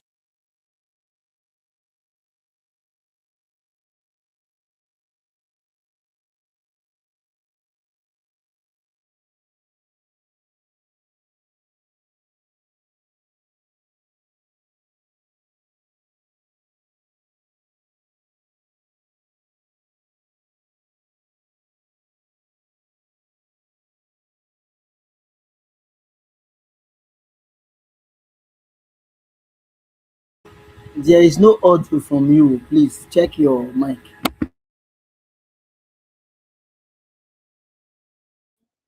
So sorry. I did not unmute my mic. What was I saying? I said they wanted us to believe that the government, really looked at them, watched them as they literally sandfilled an ocean. Because based on Google Map is indicating that particular area was part of an ocean. All right? The government looked at them, or perhaps they were not aware. All right? The government are saying that they're not aware that, the sandfilling was taking on, what was going on. And they actually watched them as they, did pile foundation, all of the foundation that they did. The government is telling us that they are not aware. As they finished foundation, they were not even aware of how trucks were moving in granite, sands, cement, tiles, paints, all of the things that were coming into the properties. The government is saying they are not aware. All right. So after now they have built, they have succeeded in selling the properties to Nigerians. Properties 200, 150 million, 300 million. It is now that time that government now say, hey, now we are aware of what is going on here and we have to demolish. I don't know if I'm the only one seeing all shades of wrong there. I'm seeing my head is just doing pam, pam, pam, pam, pam, pam, pam. It's raising alarm. Well, let's pass the mic to the African Wahala. The African Wahala, are you ready to address us? By any chance, are you there?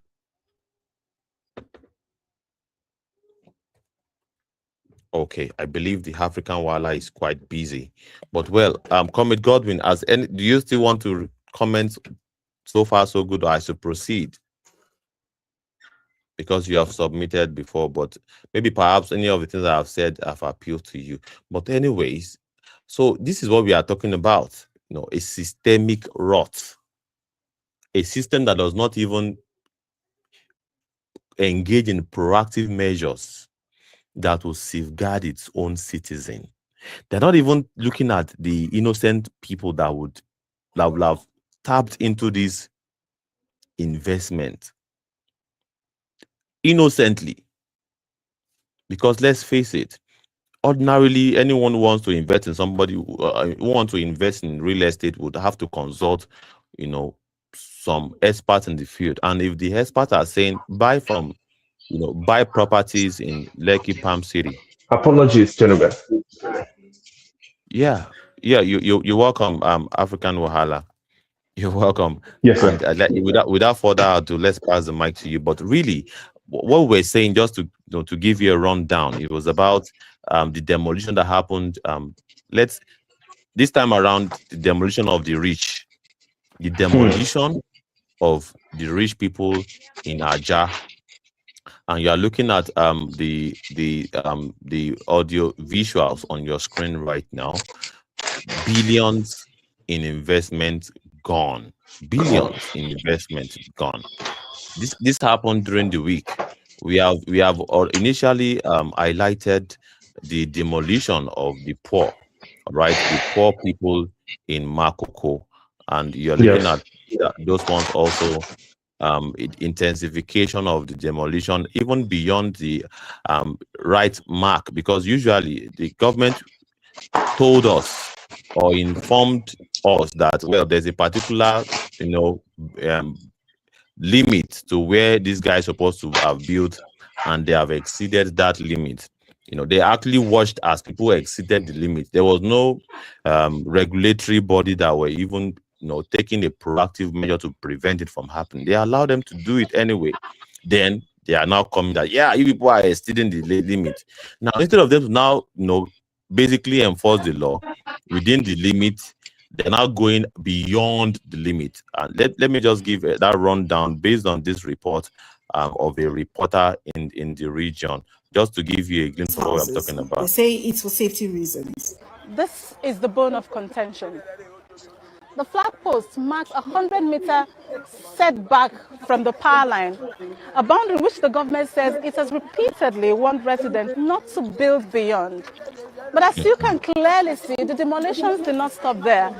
It has moved over 200 meters. It has moved beyond even 200 meters beyond the set line. All right, they are basically using this as an opportunity to demolish everywhere, basically. Away from the agreed marker, raising the questions if the marker has been shifted. We requested interviews with government officials, but none were granted. Rights groups.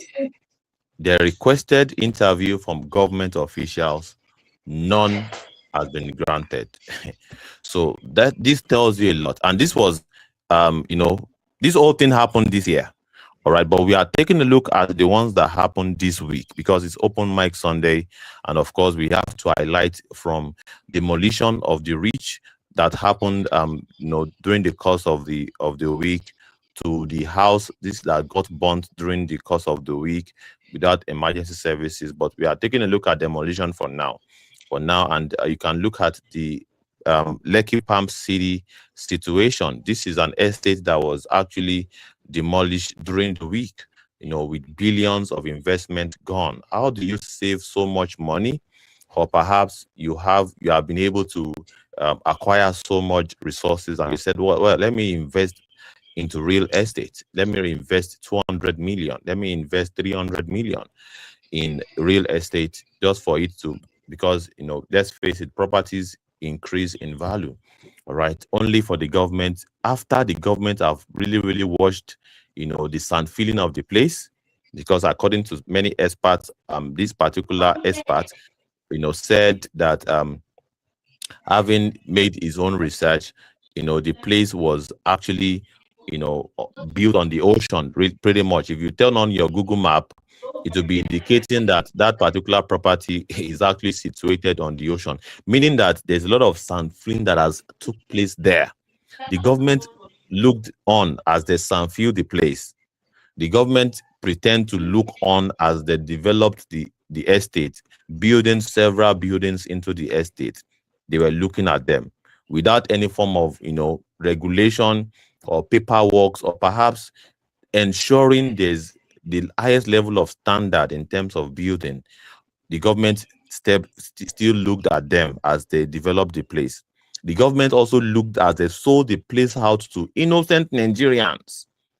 Now that people have bought the properties, the government decided to step in and start demolishing.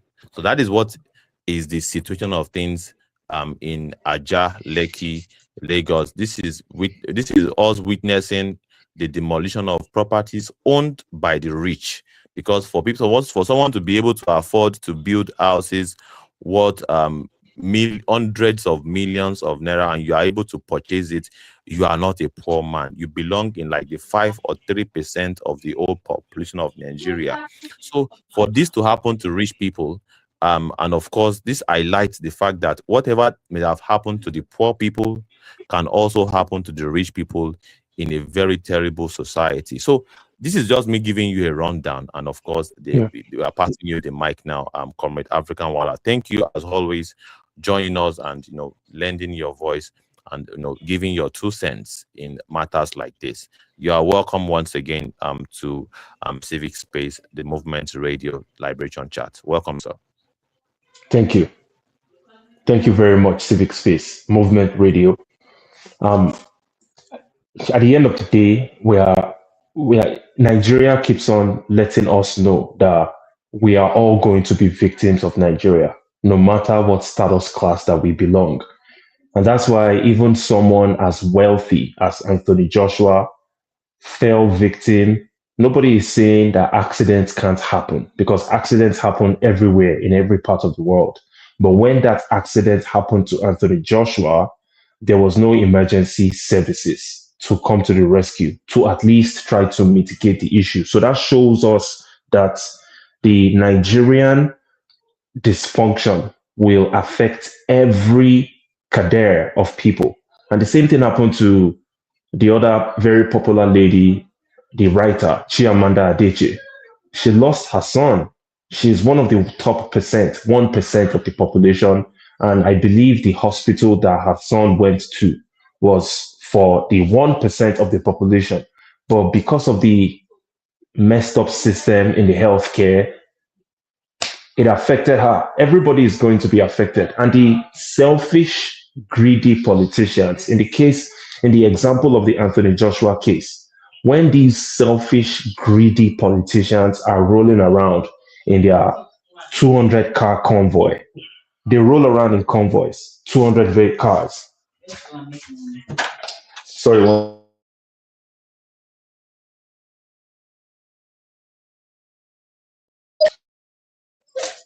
my apologies.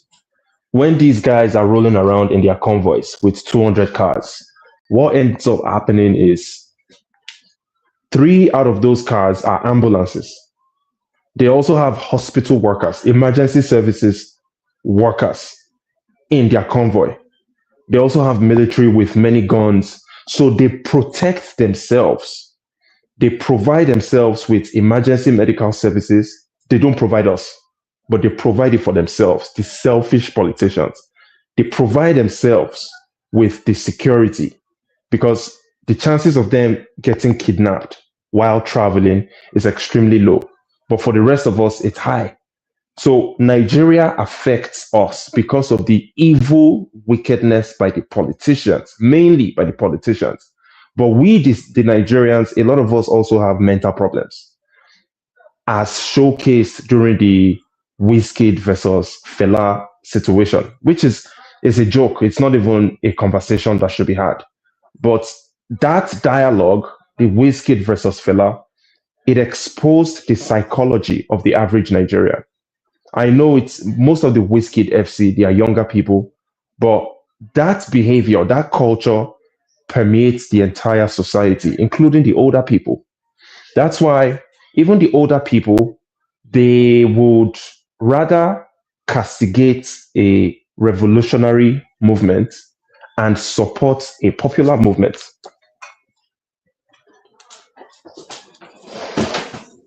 The younger Wizkid FC guys, they would rather castigate a Fela Kuti and support a popular Wizkid. And it's the same way that the elder Nigerian citizens, they would rather castigate a revolutionary movement like the AAC and support a popular movement like the ADC. So my question, especially to Comrade Godwin Saint, because Comrade Godwin Saint said it all. I have a question for Comrade. How do you think we can reach the minds of the average Nigerian person, whether young or old, that wants to rather pursue a popularity pathway than a revolutionary pathway? How can we accomplish reaching their minds individually? You see, we understand the pathway that we want to follow. We believe that we need to overhaul the system and that we have enough power to overhaul the system if we can organize. So we are currently trying to organize ourselves so that we can have a critical mass that can push and make a dent in the system, that can challenge the status quo that has been maintained by these greedy, evil politicians and their friends in the religious space and the traditional space. But for these other people that are clout chasers, that would always castigate revolutionary pathways the same way the Wizkid FC castigated Fela, and they are supporting a Wizkid that brings nothing to the table. It's the same way that even the older ones that call themselves, for example, Obedience, they would rather castigate a revolutionary pathway and follow a clout-chasing popularity pathway. So how do you think we can reach their minds? This is a question for Comrade Godwin Saint, if he doesn't mind answering. Okay, fine. It was a very nice question. First of all, the pathway to reaching the minds of these confused fellow citizens of ours is proper education. We who are in this divide, we have a lot to do. We have to meet them one-on-one, because the reason why I'm saying this is that so many Nigerians have been distracted. They have been distracted with useless entertainment that add nothing, that adds no value to their life. So because what I'm even saying now is that, let me just say, like 80% of Nigerian youth don't even like to join this kind of discussion, because it doesn't correlate with what is in their head. So we must tell them that this is the pathway, because many of them don't even understand what we are talking about. They think that we don't even know, they think that we are mad, because there has been so much miseducation, misinformation, religious brainwashing, societal damage, broken home. You understand? So when you couple these things together, it has brought confusion to the minds of many. So the minds of many Nigerians needs to be reprogrammed. Yeah, just like I'm talking about, let me use it as a computer system. I'm currently on a laptop right now. So when your computer is corrupted, you have to reformat it, because without you formatting that computer, it's never going to work. So many Nigerians currently their brains have been affected with virus.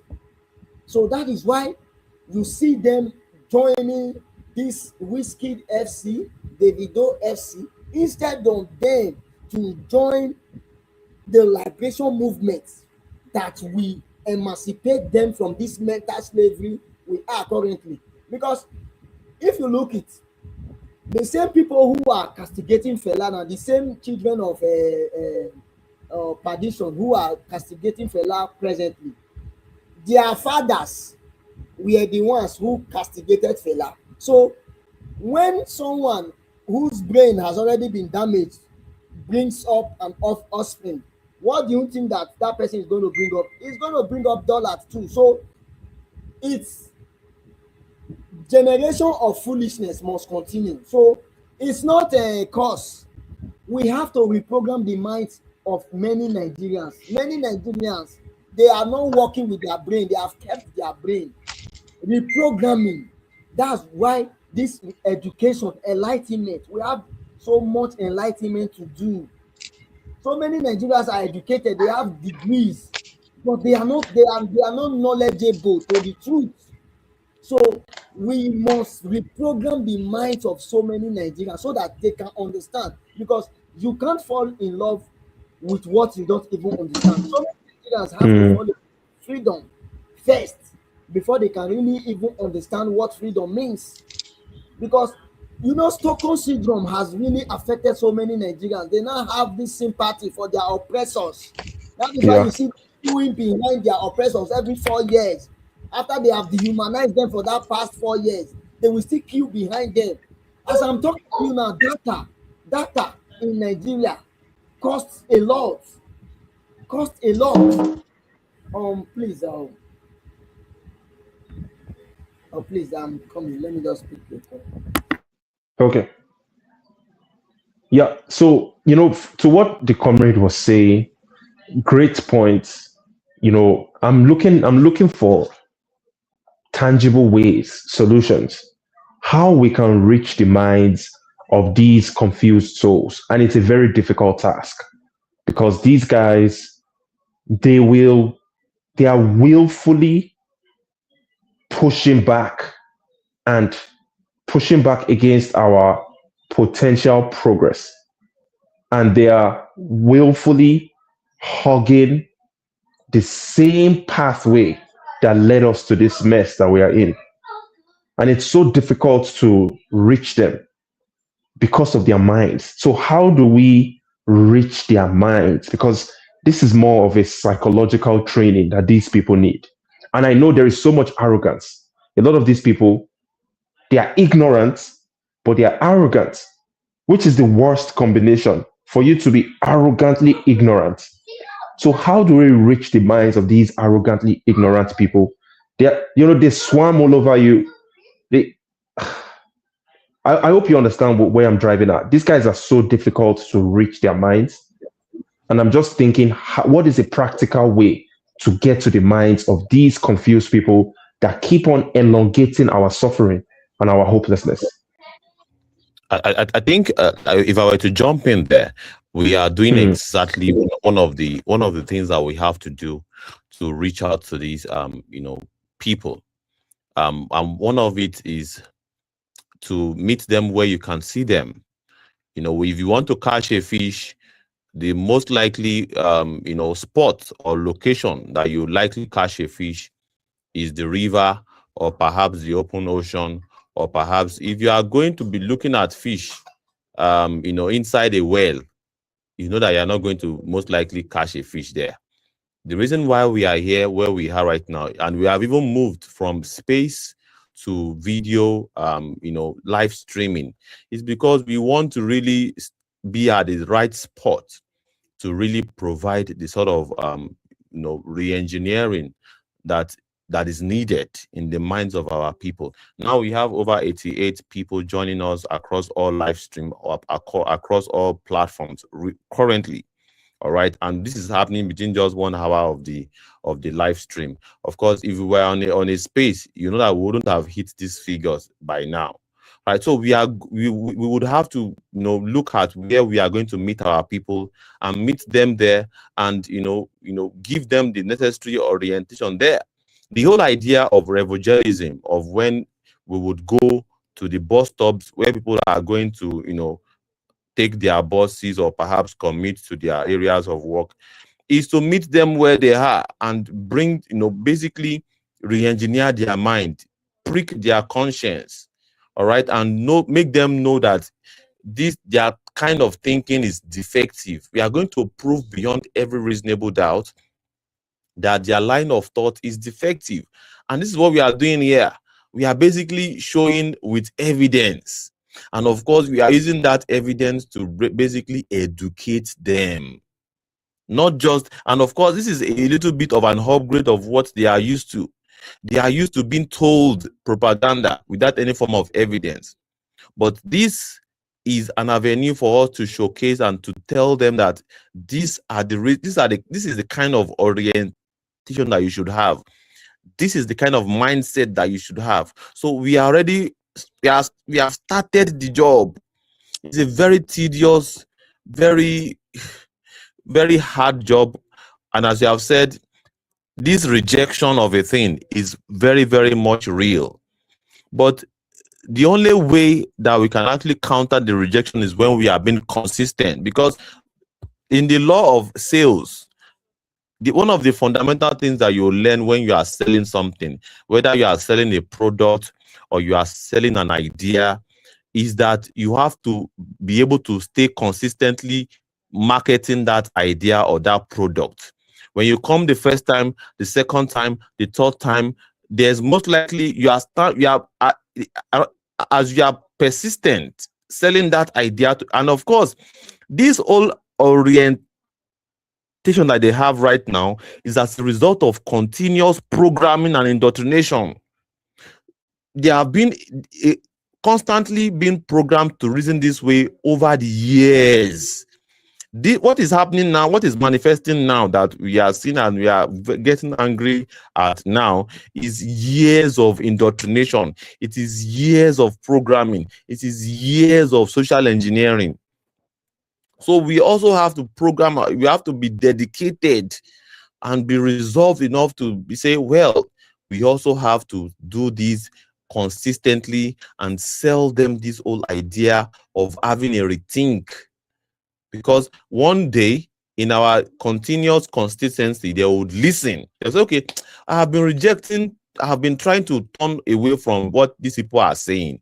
Let me even listen to them this time around. So, and you never can tell when they will take that choice of being open. And it is that window of open-mindedness that we are going to tap in to give them the necessary orientation. So we are doing the work now. All right, we are meeting them where we can see them. We go to the bus stops, we engage them whenever they are back from work.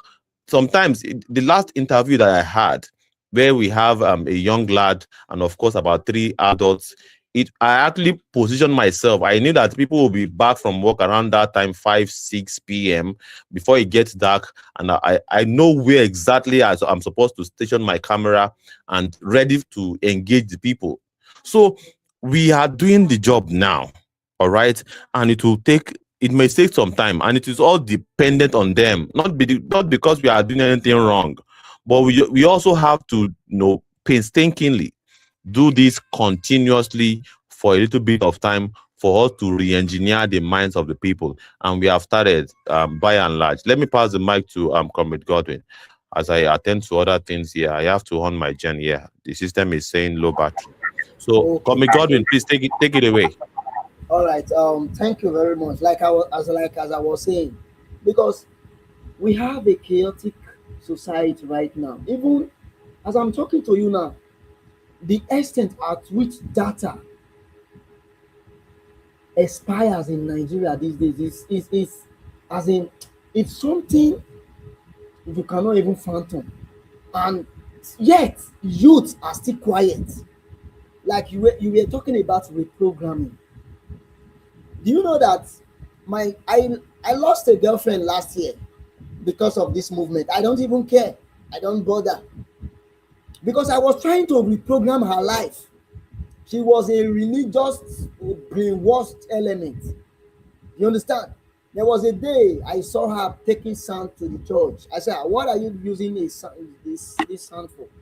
She said, "This one is not even up to 30 years old. I'm talking about 24 years old youth now."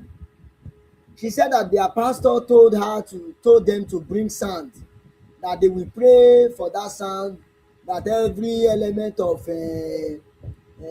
bad something that is happening to them in their life will be cast away. I shook head. I said, So, and you believe this rubbish. You understand? So, what am I trying to say? I was even trying, because she could not even, as in, it was just like a parallel line. She could not even take the energy in me, because whenever she goes to church, I'm telling her that, because I just tell her, I always told her that I'm not telling you not to go to church. I'm not stopping you, but if you are the one who is going to bring my kids to this earth, just know that my kids will never step foot into any of your church. There is nothing like dedication, because that is where the brainwashing, it takes the grace of God for me, because I was born and brought up in a Christian home. So you know what that means, because even right from time, even my native name, it stands with social justice. It stands with me not supporting oppression. I was a born activist. And I love it. I love supporting what is right and just. So what am I trying to say? So many youth have been misinformed, have been misinformation, because of the environment that they have found themselves.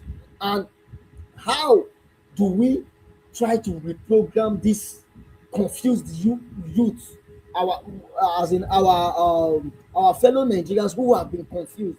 The only way we can do that is trying to meet them in person. We must try to talk to them, let them know the importance of fellow Nigerians, fellow comrades coming together as an organized people. We must be organized. We must be united, because so many youth have been distracted with so many things. Football have distracted so many youth. Entertainment have distracted so many youth. So there are so many distractions which some people don't even know that it's affecting their life. So how do we stop these distractions, and how do we reprogram the minds of so many Nigerians who have been confused? Is by this constant coming online, going to different platforms, reaching out to people, going to campuses, going to secondary schools, going to any gatherings we can go to. This is how the reprogramming of the Nigerian youths who have been confused.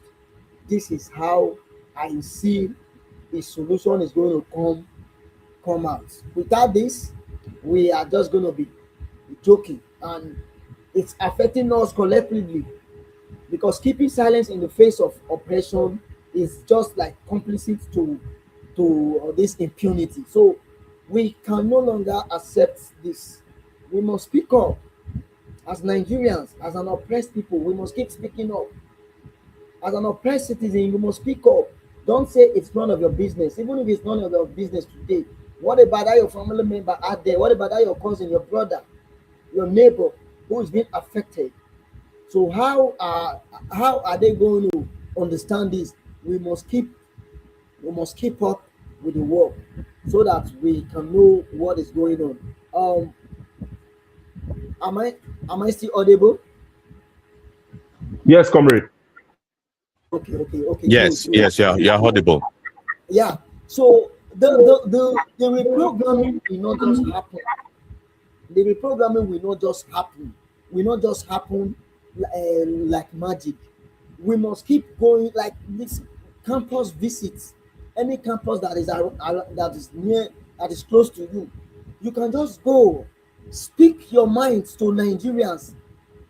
Nigerians love entertainment too much. We have to tell them that is not the way forward. That is not the way out. That is not the way out. If this platform right now, if we are discussing about Davido and Wizkid, or Wizkid and this one, or Nash and Press, you will see millions of Nigerians that will be on this live stream, on this live stream. But as long as we are discussing, that we are talking about national discourse, some youth we never want to join, and these are the things that are affecting us. when you want something great, you must join the building process. So many youths don't want to join the building process. They just want to join the process of happening. Something great cannot happen if you don't make it happen. Whatever you have been dreaming of, whatever you have been envisaging in your mind, you must work towards it to make it happen. You cannot just sit down and say you want to become this, and every day you are not doing something to make it happen. So that is why you see we are where we are today, because so many Nigerians don't want to join the building process, the fixing process. That is why I always tell my friends who wants to travel out of Nigeria, I say, you want to, me, I was having that mindset before that. I want, me, for now, I'm not going anywhere again. Yes, because the people that you want to go and meet, the nation, the Western nations, we are not fixed by prayers and fasting. Those nations were fixed by people. So if everybody come on for Nigeria, who is going to fix it? That's why I always tell people, running away from Nigeria will not solve the problem. But I'm not telling anyone not to go, but running away from your country will never solve the problem. The chaos will still continue. We must stand as a people, because the people who have been dehumanized, the oppressed people, we are in millions in numbers. So how is it now possible that few greedy elites who are not even up to 2 million or 1 million people are the ones that are now controlling more than 150 million adults? That is just my own layman calculation. So how are we going to emancipate ourselves from this mental slavery? We must try to, that our family, it must start from our own family, our house, our immediate family, our extended family, our friends, our neighbors. Let people know who you are and what you stand for. The same youth who are still gathering in APC today, PDP, those youths don't mean well for Nigeria. As a youth, I always say it, as a youth in Nigeria, if you are still in an APC gathering, in PPP gathering, in Labour Party gathering, ABDA gathering, those political parties that have brought us to this level of molestation and maladministration, you don't mean well for Nigeria. Even if you are an elder, you don't mean well for Nigeria, because we have been practicing democracy from 1999 to date. We are in 2026, 25 years gone. What has democracy given to Nigeria? Zero. The only thing that democracy has given to Nigeria is constant looting. And how long are we going to continue in this level of madness that the politicians are now the owner of this country? It's so unfortunate. We can no longer continue like this. We must try to advise our youth that the only way forward is coming together as an oppressed people to speak the truth to power. We must keep speaking the truth to power, even if it hurts you, and even if it means you standing alone. You must stand alone, even if you are speaking the truth. And that is the only way forward. We must not keep silent. Silence is complicit to lawlessness. Silence is complicit to the oppressors in power. If you are silent, it means you have given an approval to what is currently happening in Nigeria. Today, people can no longer travel in peace because of fear of being kidnapped. A brother of mine who was kidnapped December here, he paid 5,300,000 after enough beating. He was kidnapped along Abaji, close to Abuja. He was kidnapped, paid 5 million. So how long are we going to keep on with this kind of society? But yet, I have not heard that a governor have been kidnapped, because they move around with escort, like just what my fellow comrade said just now, the African Wahala, that whenever these guys are moving, these misrulers, they move with all forms of sophisticated security. Ambulance service is there. In fact, everything that we, the common people, that we, the citizens, supposed to be enjoying, they have taken it to themselves. So they don't even care for us. No healthcare, zero. Education, zero. Road, zero. Water, zero. Agriculture, zero. Nothing. Electricity, zero. And we say we are a country of democracy. So what, as a Nigerian, what is the dividend of democracy in your life? Nothing. They have given us nothing. They have given, the only thing that they have given us is sorrow, tears, and blood. Like that's what our great legend said, Fela Anikulapo Kuti. That's what these people have given us. And it's so unfortunate that you still see countless of Nigerian youth, they are still gathering along these oppressors.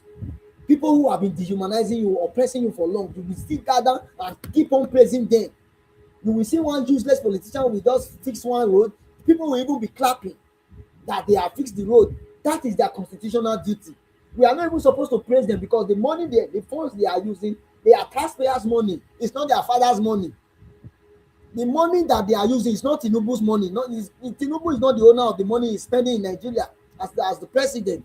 So we should stop praising these misrulers in power. Enough is enough. How long are we going to continue living in this circle of lawlessness, intimidation, impunity, insecurity? How long? Nigerians, we have to wake up.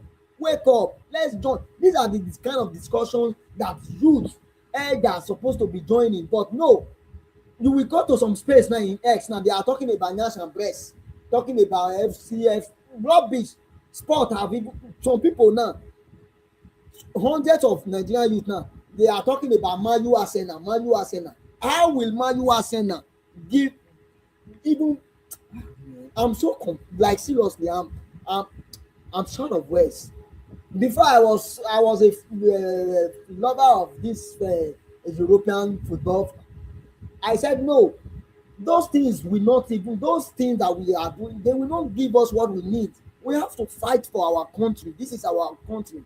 This is our homeland, our motherland. There is no other country that we can call our own. Even if you are a citizen in another country, you are not a citizen there. A day will come, someone will tell you, you this black monkey. Yes, you can never be regarded as the white, even if you are even those who have gained the green citizenship.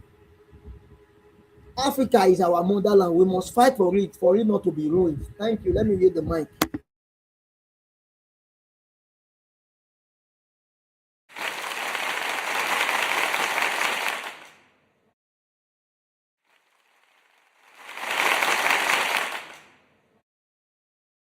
Thank you so very much, Comrade Godwin.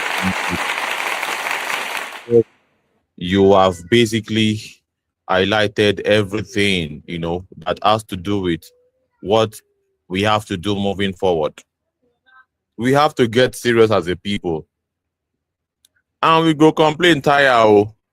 We go complain tire.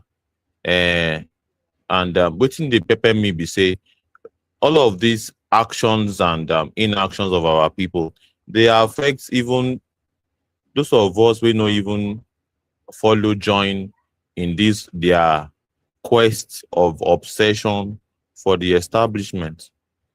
When the sinners are suffering, the righteous also share in the burden.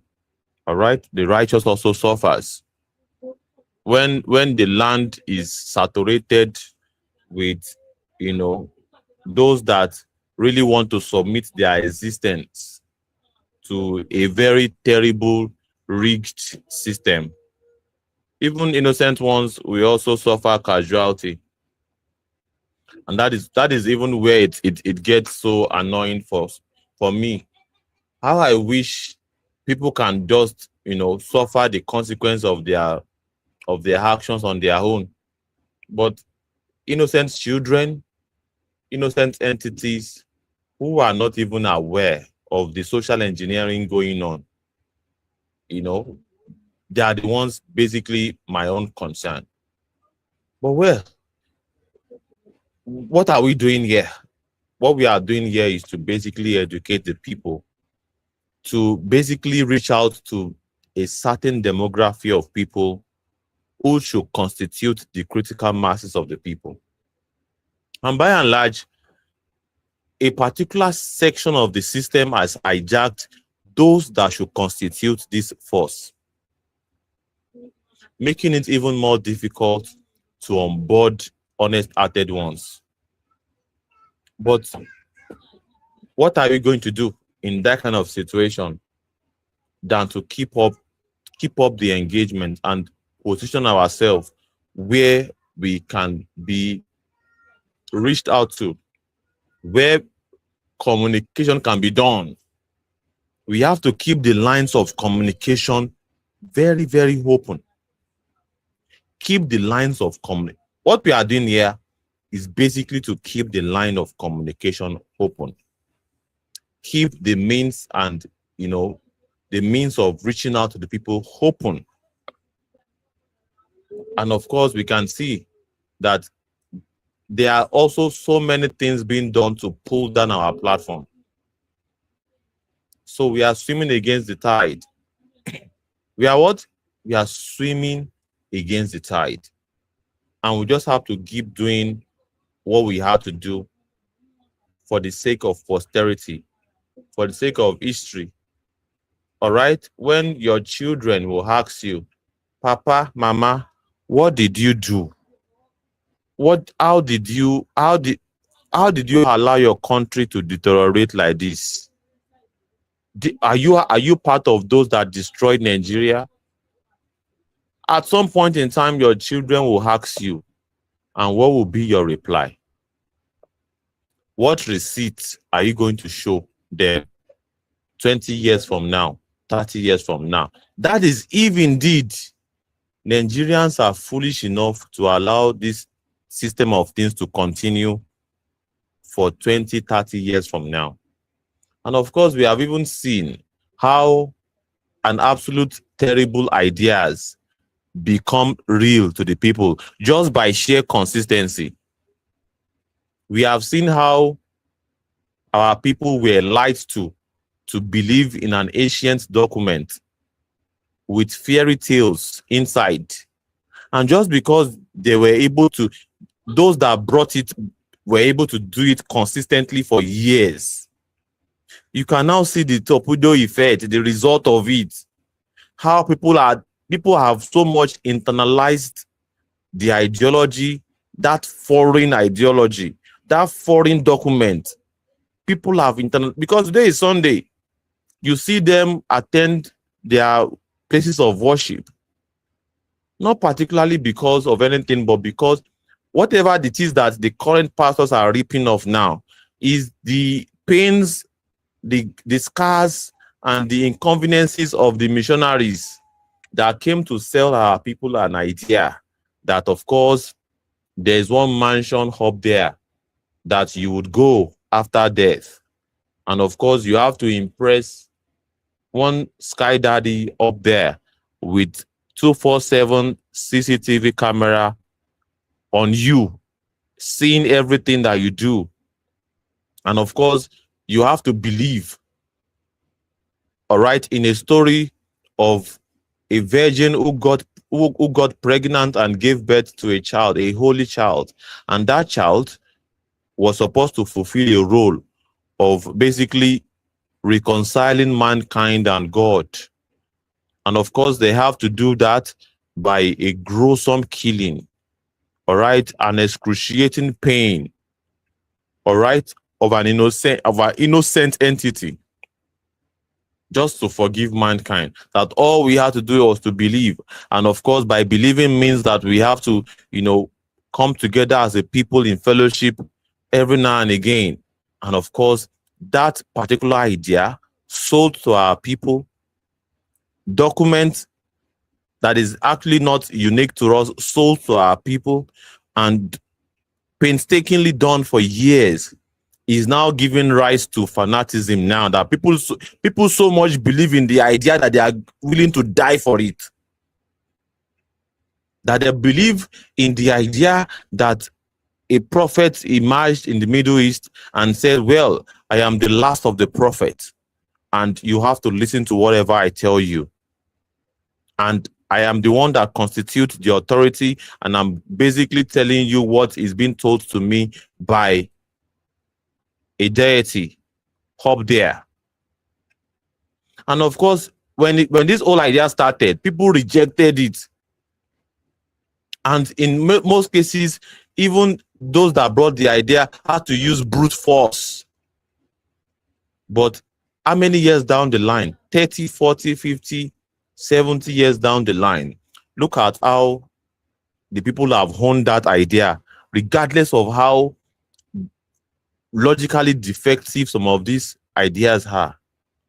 But they are so much passionate about the idea that they are willing to lay their life for it. There will come a time in our history as a result of what we are doing now, just as painful as it is now, that the people would so much embrace the reality of this our idea that they'll be willing to live their life. They'll be willing to lay their life down for the idea. But we have to build the foundation. We have to be consistent at it for us to even stand that chance. Otherwise, we will not even stand that chance in the first place. And what that will mean is that what is happening right now would continue. And of course, there will be no even chance of any form of emancipation. But with what we are doing now, we are basically increasing our chances of liberation at an even though it will be like a compound interest kind of thing. Because talking about compound interest, when you start, it will not really first make sense. For instance, if you double $1, like keep doubling, for instance, $1, you double it, then you double it, you double it. At one point, it doesn't make any sense. $1 plus $1, that is just $2. $2 plus another $1, that is $3. And you keep doing that. At some point, it will not really make sense. But there's a particular figure it will get to that by the time you keep adding that compound interest, the exponential accumulation of it will be so crazy. That's compound interest. So there will come a time that this whole effort would give the compound interest effect that we will look at it really. So Nigerians can really fight for and stand up for themselves. So Nigerians can really, does fight for their liberation. It will be as a result of what we are doing today. The painstaking work of, staying in front of the camera and saying almost the same thing every single time. All right. So it would get to a time whereby we want to tire out. But it is that just like bodybuilding, and I believe the African Wahala know a thing or two about bodybuilding, that at a point when you are pushing up, you are basically lifting, using your hands to lift your body. At some point, your hand will pain you. All right, and that time now you're supposed to continue because you are building muscle. You are building muscle, and at every point in time that you push your limits, your muscle and your mental strength increases. As you are pushing it beyond your boundaries, you are increasing your muscle and your mental and your physical muscle. So it's the same thing, I believe, as we are continuing doing this every day, every now and again. And I kid you not. For instance, as at last year, we had nobody called the African Wahala. But this year, we have a very strong, dedicated Nigerian that is even committed to the educational effort of Nigerians called the African Wahala. As a result of just some of us just doing all of this thing that we are doing. So there will come a time whereby it will not just be one African Wahala, it will be about 100, 200, 300 African Wahalas. And you know what that will mean for the Nigerian system? That is what I'm looking at. And that is what I think is the solution. And that is why I'm very, very much confident that at least we are doing something right. But I believe it's not showing forth now just because I think we are looking at a compound effect scenario that at first it may not look as though there's anything going on, but in the long time, in the long run, we would see the result of it in a very massive way. I don't know if you are ready to address us or perhaps chip in anything now, so you're busy. No, thank you so much. I think you've done a great job addressing some of this. It takes a lot of patience to accomplish what we are trying to accomplish, but it's also dangerous because many children are born every day, and many of them are indoctrinated into that mentality of being docile, of having low self-esteem. So the compound interest will eventually negate that. And we just have to continue what we are doing. So thank you so much. I appreciate your explanation. Yes, I reason with you, my dear comrade, that well, as this old compound interest of a thing is not favoring the immediate casualties of the system, because every day there's record of casualty of this rigged, terrible dystopia that we call Nigeria. This is a dystopia. This is Luteria, a country where politicians, all they do is just to loot. So what other name that you can call it? This is Luteria. This is a zoogeria. It's only in the zoo that you have you camp people, you camp species together, and you basically, just depending on the level of food that you give them, they are at your mercy. The Nigerian citizens are at the mercy of a terrible political hegemony. And just like the Nigerian zoo, that you have a lion that looks like a bingo dog, just because of lack of, he's not being fed well.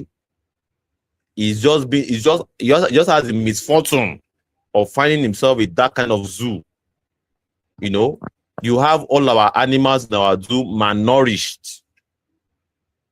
All right, and this should not even be the case, because this is not, Nigeria is by and large a very, very rich land, true and true, in mineral resources and even agricultural resources. We are not short of anything in this life. We should not be short of anything in this life. But that is the kind of situation that we'll find ourselves. All right. So this is it defies logic. What is happening in Nigeria defies logic. And we are looking at a scenario whereby you have a people that should fight back, but they are not responding to stimuli. They are alive, but not responding to stimuli. How do you explain you being beaten, you being hit hard by a very ruthless elite, a very ruthless political class, but you don't want to fight back? That you don't want to respond to stimuli. That is not logical. All right, that is not logical. That negates logic. But that is the situation that we find ourselves in Nigeria, and that is what we are up against as comrades. We are up against a very abnormal situation, and we are going to push against it. And we welcome you to the studio, Comrade Saheed Abdurrahman. It's nice to meet you, comrade. And of course, we believe one or two part of the discussion jumps at you, and we would not keep you waiting, but we'll pass you the mic to address us today. What part of the discussion, because it's open mic Sunday, and we just basically telling or perhaps pouring our minds out, all right, based on our realities in this dystopia called Nigeria. What will be your submission today, Comrade Saheed Abdurrahman? You're welcome to the studio, and you're welcome to the broadcast today. My comrade, thank you, my comrade. Okay, it's like someone is on the, someone mic is on. Godwin, good evening, comrade. Yeah, like you have duly said, my name is Comrade Saheed Abdurrahman, the State Youth Leader of Africa Action Congress. Although I have not been on with the meeting, I just came in.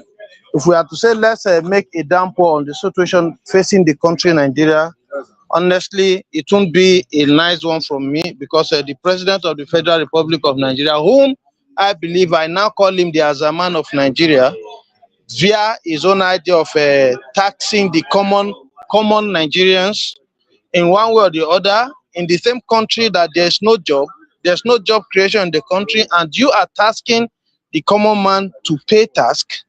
And vividly, I can still remember some days ago when Senator Adams Ali Oshomole came on air via channel television saying it should be a mandatory for Nigerians to pay tax. And I asked a question: what job and what kind of infrastructure to pay tax? Is it the I don't know, is it the suffering and smiling we are facing in the country that will make the common man to pay tax? Look at what he said. He claimed, Adams Ali Oshomole, I will quote him, he said Nigerians in Dubai, they are paying their tax over there in Dubai. Why I, Comrade Said, I replied him via saying, with all due respect, Nigerians living in Dubai, they have access to light. Like I'm talking to you here now, there's no light in my community. Rather, I'm under a solar light. In a nation where we don't have light, there's no good road, no water, no good health care, and you are telling the people to come and pay tax. Is that not robbery? You can't be beating a child and ask that child not to cry. Nigeria is at the peak of collapsing to me. In a country where we have every mineral resources, which many countries don't even have access to, we are still suffering this kind of way. And they brought out their recruited boys, gave them arms and different things to be killing us up and down. You are killing the same leaders. You told them that they are the leaders of tomorrow, but your boys are all around killing them. There are some kidnappers that were apprehended in Akoko Edo some days ago. At the end of the day, the area commander in Igara told the people that those people, they are not bandits, that they are Muslim scholars who went to Maulud. Can you tell me Muslim scholars, they went to Maulud and they saw gun with them, they have meat with them, and a stack of cash? What kind of country are we living in? What kind of country are we actually living in? In a country where you cannot sleep. If you want to sleep, you have to pull out your heart. You will hold it because you knew at any time something might happen. You will be traveling just 3 kilometers. If you want to travel 3 kilometers, your family, your pastor, or your imam, they have to be on ground praying for you to go successful and come back successful. Is this the Nigeria of our dream? See, if I really want to make a damper on Nigeria issue, the thing will not really, it won't really go well with this politician that they are ruling us. Though I never blame them at first. They call us the leaders of tomorrow. Whenever election is coming up, they give our young boys 2,000, 3,000. We end up being act like a dog. You know, a dog. Why I say a dog? It's only a dog that we eat, vomit, at the same time go back to that vomit and eat it. Nigeria has never learned to manage their hunger. We believe whichever time they come for vote, they should buy it. They already have the idea that Nigeria, we always buy them. They will always buy for every 4 years. I made a video today talking about, I started talking about 2013. We have been suffering. The bandit has started since 2013. They started operating 2013 fully in Nigeria, whereby they started in Borno State, attacking Borno. We all believe that they will be attacking Borno alone. But where did they land us? APC came in as a trick, bringing out terrorism to attack the then Jonathan's government. Jonathan's government was sabotaged by bandits. Now that bloodbath is what is still going on in Nigeria up till 2026. The bloodbath has driven from Borno State up to the entire nation. It has gone deeper that the boys they recruited them just to collect power from Jonathan, they can no longer handle them. I'm not surprised when I see Atiku Abubakar coming up that he will be contesting. You can see them as the live stream is on now. Atiku Abubakar meeting with other political allies that to come into power. Are we really working towards all this recycling bastards calling themselves politicians? They has hitting. In fact, since 2019 came, they gave us COVID-19. They shut us down. They've derived a means to shut the entire nation down at any fucking time. They shut the nation down 2019. They said it was COVID-19. When it comes to 2020, they bring out NSAS. They killed many of our youth. Am I lying? 2021, they make sure they lock our SIM card. They say we should go and register NIN. They gave us NIN to register. Why 2022, they gave us food costs, the hike of food. Everything went up just because they want to impose pain on us to ensure they were re-elected 2023. 2020, here comes 2023, there were scarcity of money. Even when you have money, you don't have access to that money. That was where Emefiele came in and operated on his own way. 2024. Many Nigerians also died in that 2023. Yeah, that 2023, many Nigerians died. Even with them having their own money, they all went down. 2024, what happened 2024? I think something 2024. Mr. Tinubu, the Azaman of Nigeria, he came in and said, since he has stated that subsidy has gone since 2023, there's no more subsidy removal. Now, the same subsidy you remove, you told us that Dangote is building refinery in collaboration with the federal government. The fuel price will come down. This one will come down. What happened? How much are we buying fuel? We are still buying fuel in some states today. Some people are paying 900 naira. Some are paying 850 naira, while some are paying 820 naira. In the same country where we have the crude oil. Just imagine, we are still paying high cost to buy that same fuel. Now, 2026, they brought in task that Nigeria should pay. I believe maybe by 2027, what they will give to us, they will tell us to pay for the air we are breathing.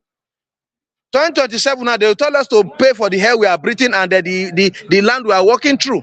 See, Nigeria is just like, it's just the way they are kind of designing Nigeria, it is purely a company to me. Nigeria is a company until we, the youth, will get it right.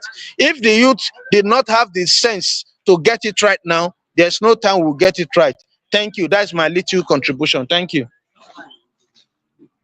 I will use the mic. Thank you so much. Thank you so much, Comrade Shahid Abdurrahim. Thank you for coming to the studio to basically submit to us today this powerful submission, the need for the Nigerian people to take their destiny on their hands and to do something about their situation. Thank you so very much, powerfully. Can you please tell us again about you thought you are an executive of the AAC, right? Yes, I'm the executive of AAC, African Action Congress. I'm not just an executive. I'm the state youth leader of African Action Congress, Edo State, Nigeria. Yes, I'm the state youth leader of African Action Congress, Edo State. And I'm also the...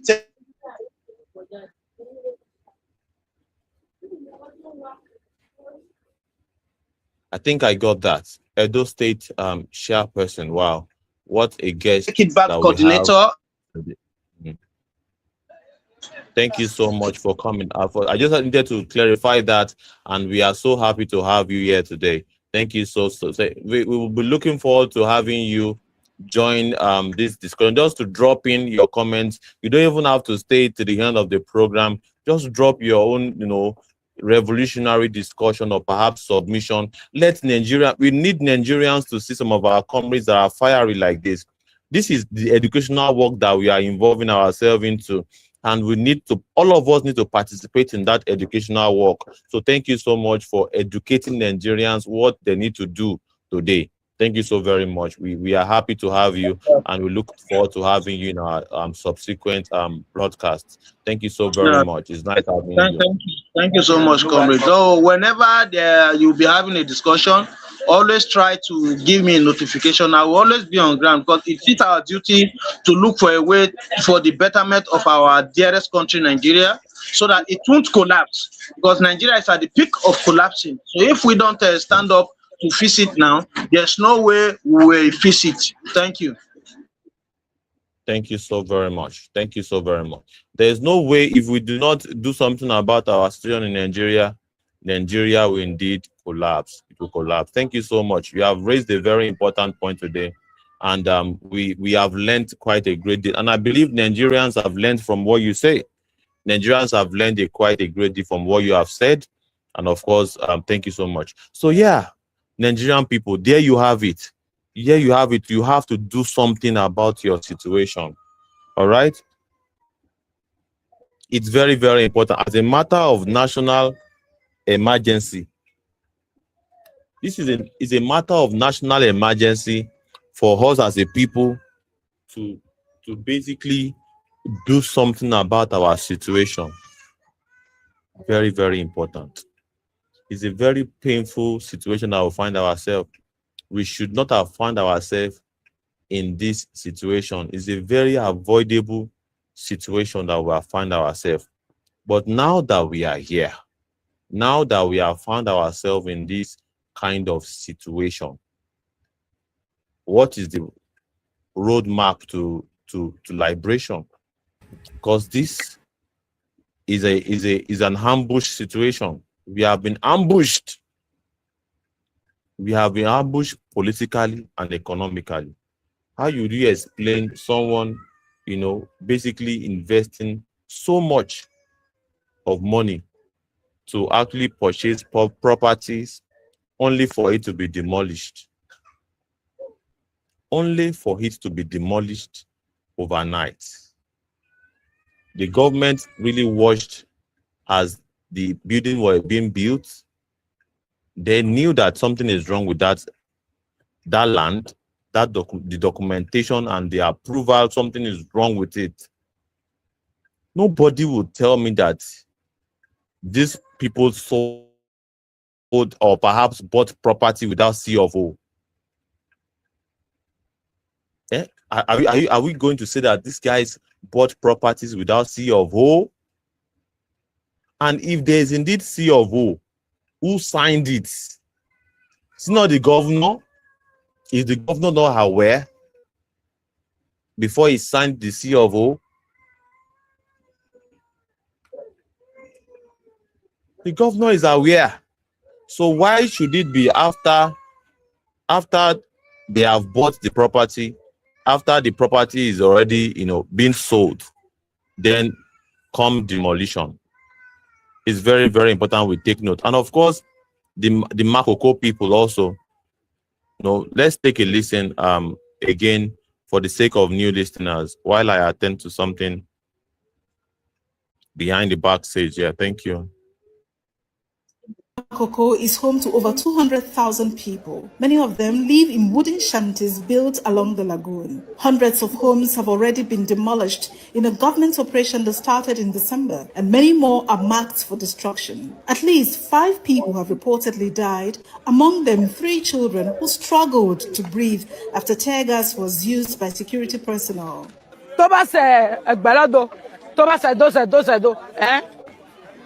Other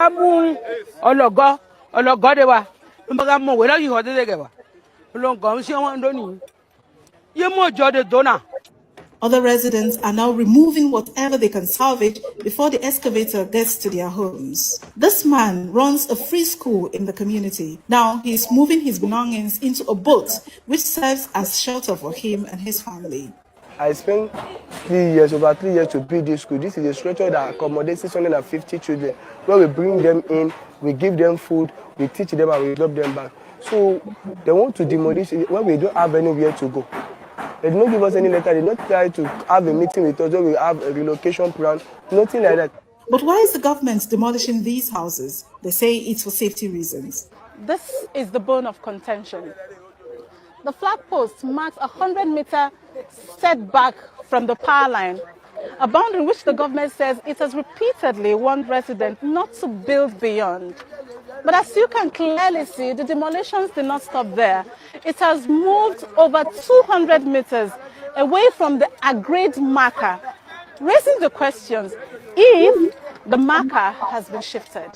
We requested interviews with government officials, but none were granted. Rights groups are calling on authorities to halt the demolitions. Meanwhile, the hopes of many residents hang in the balance, uncertain of what will be left and whether the government will listen to their cries.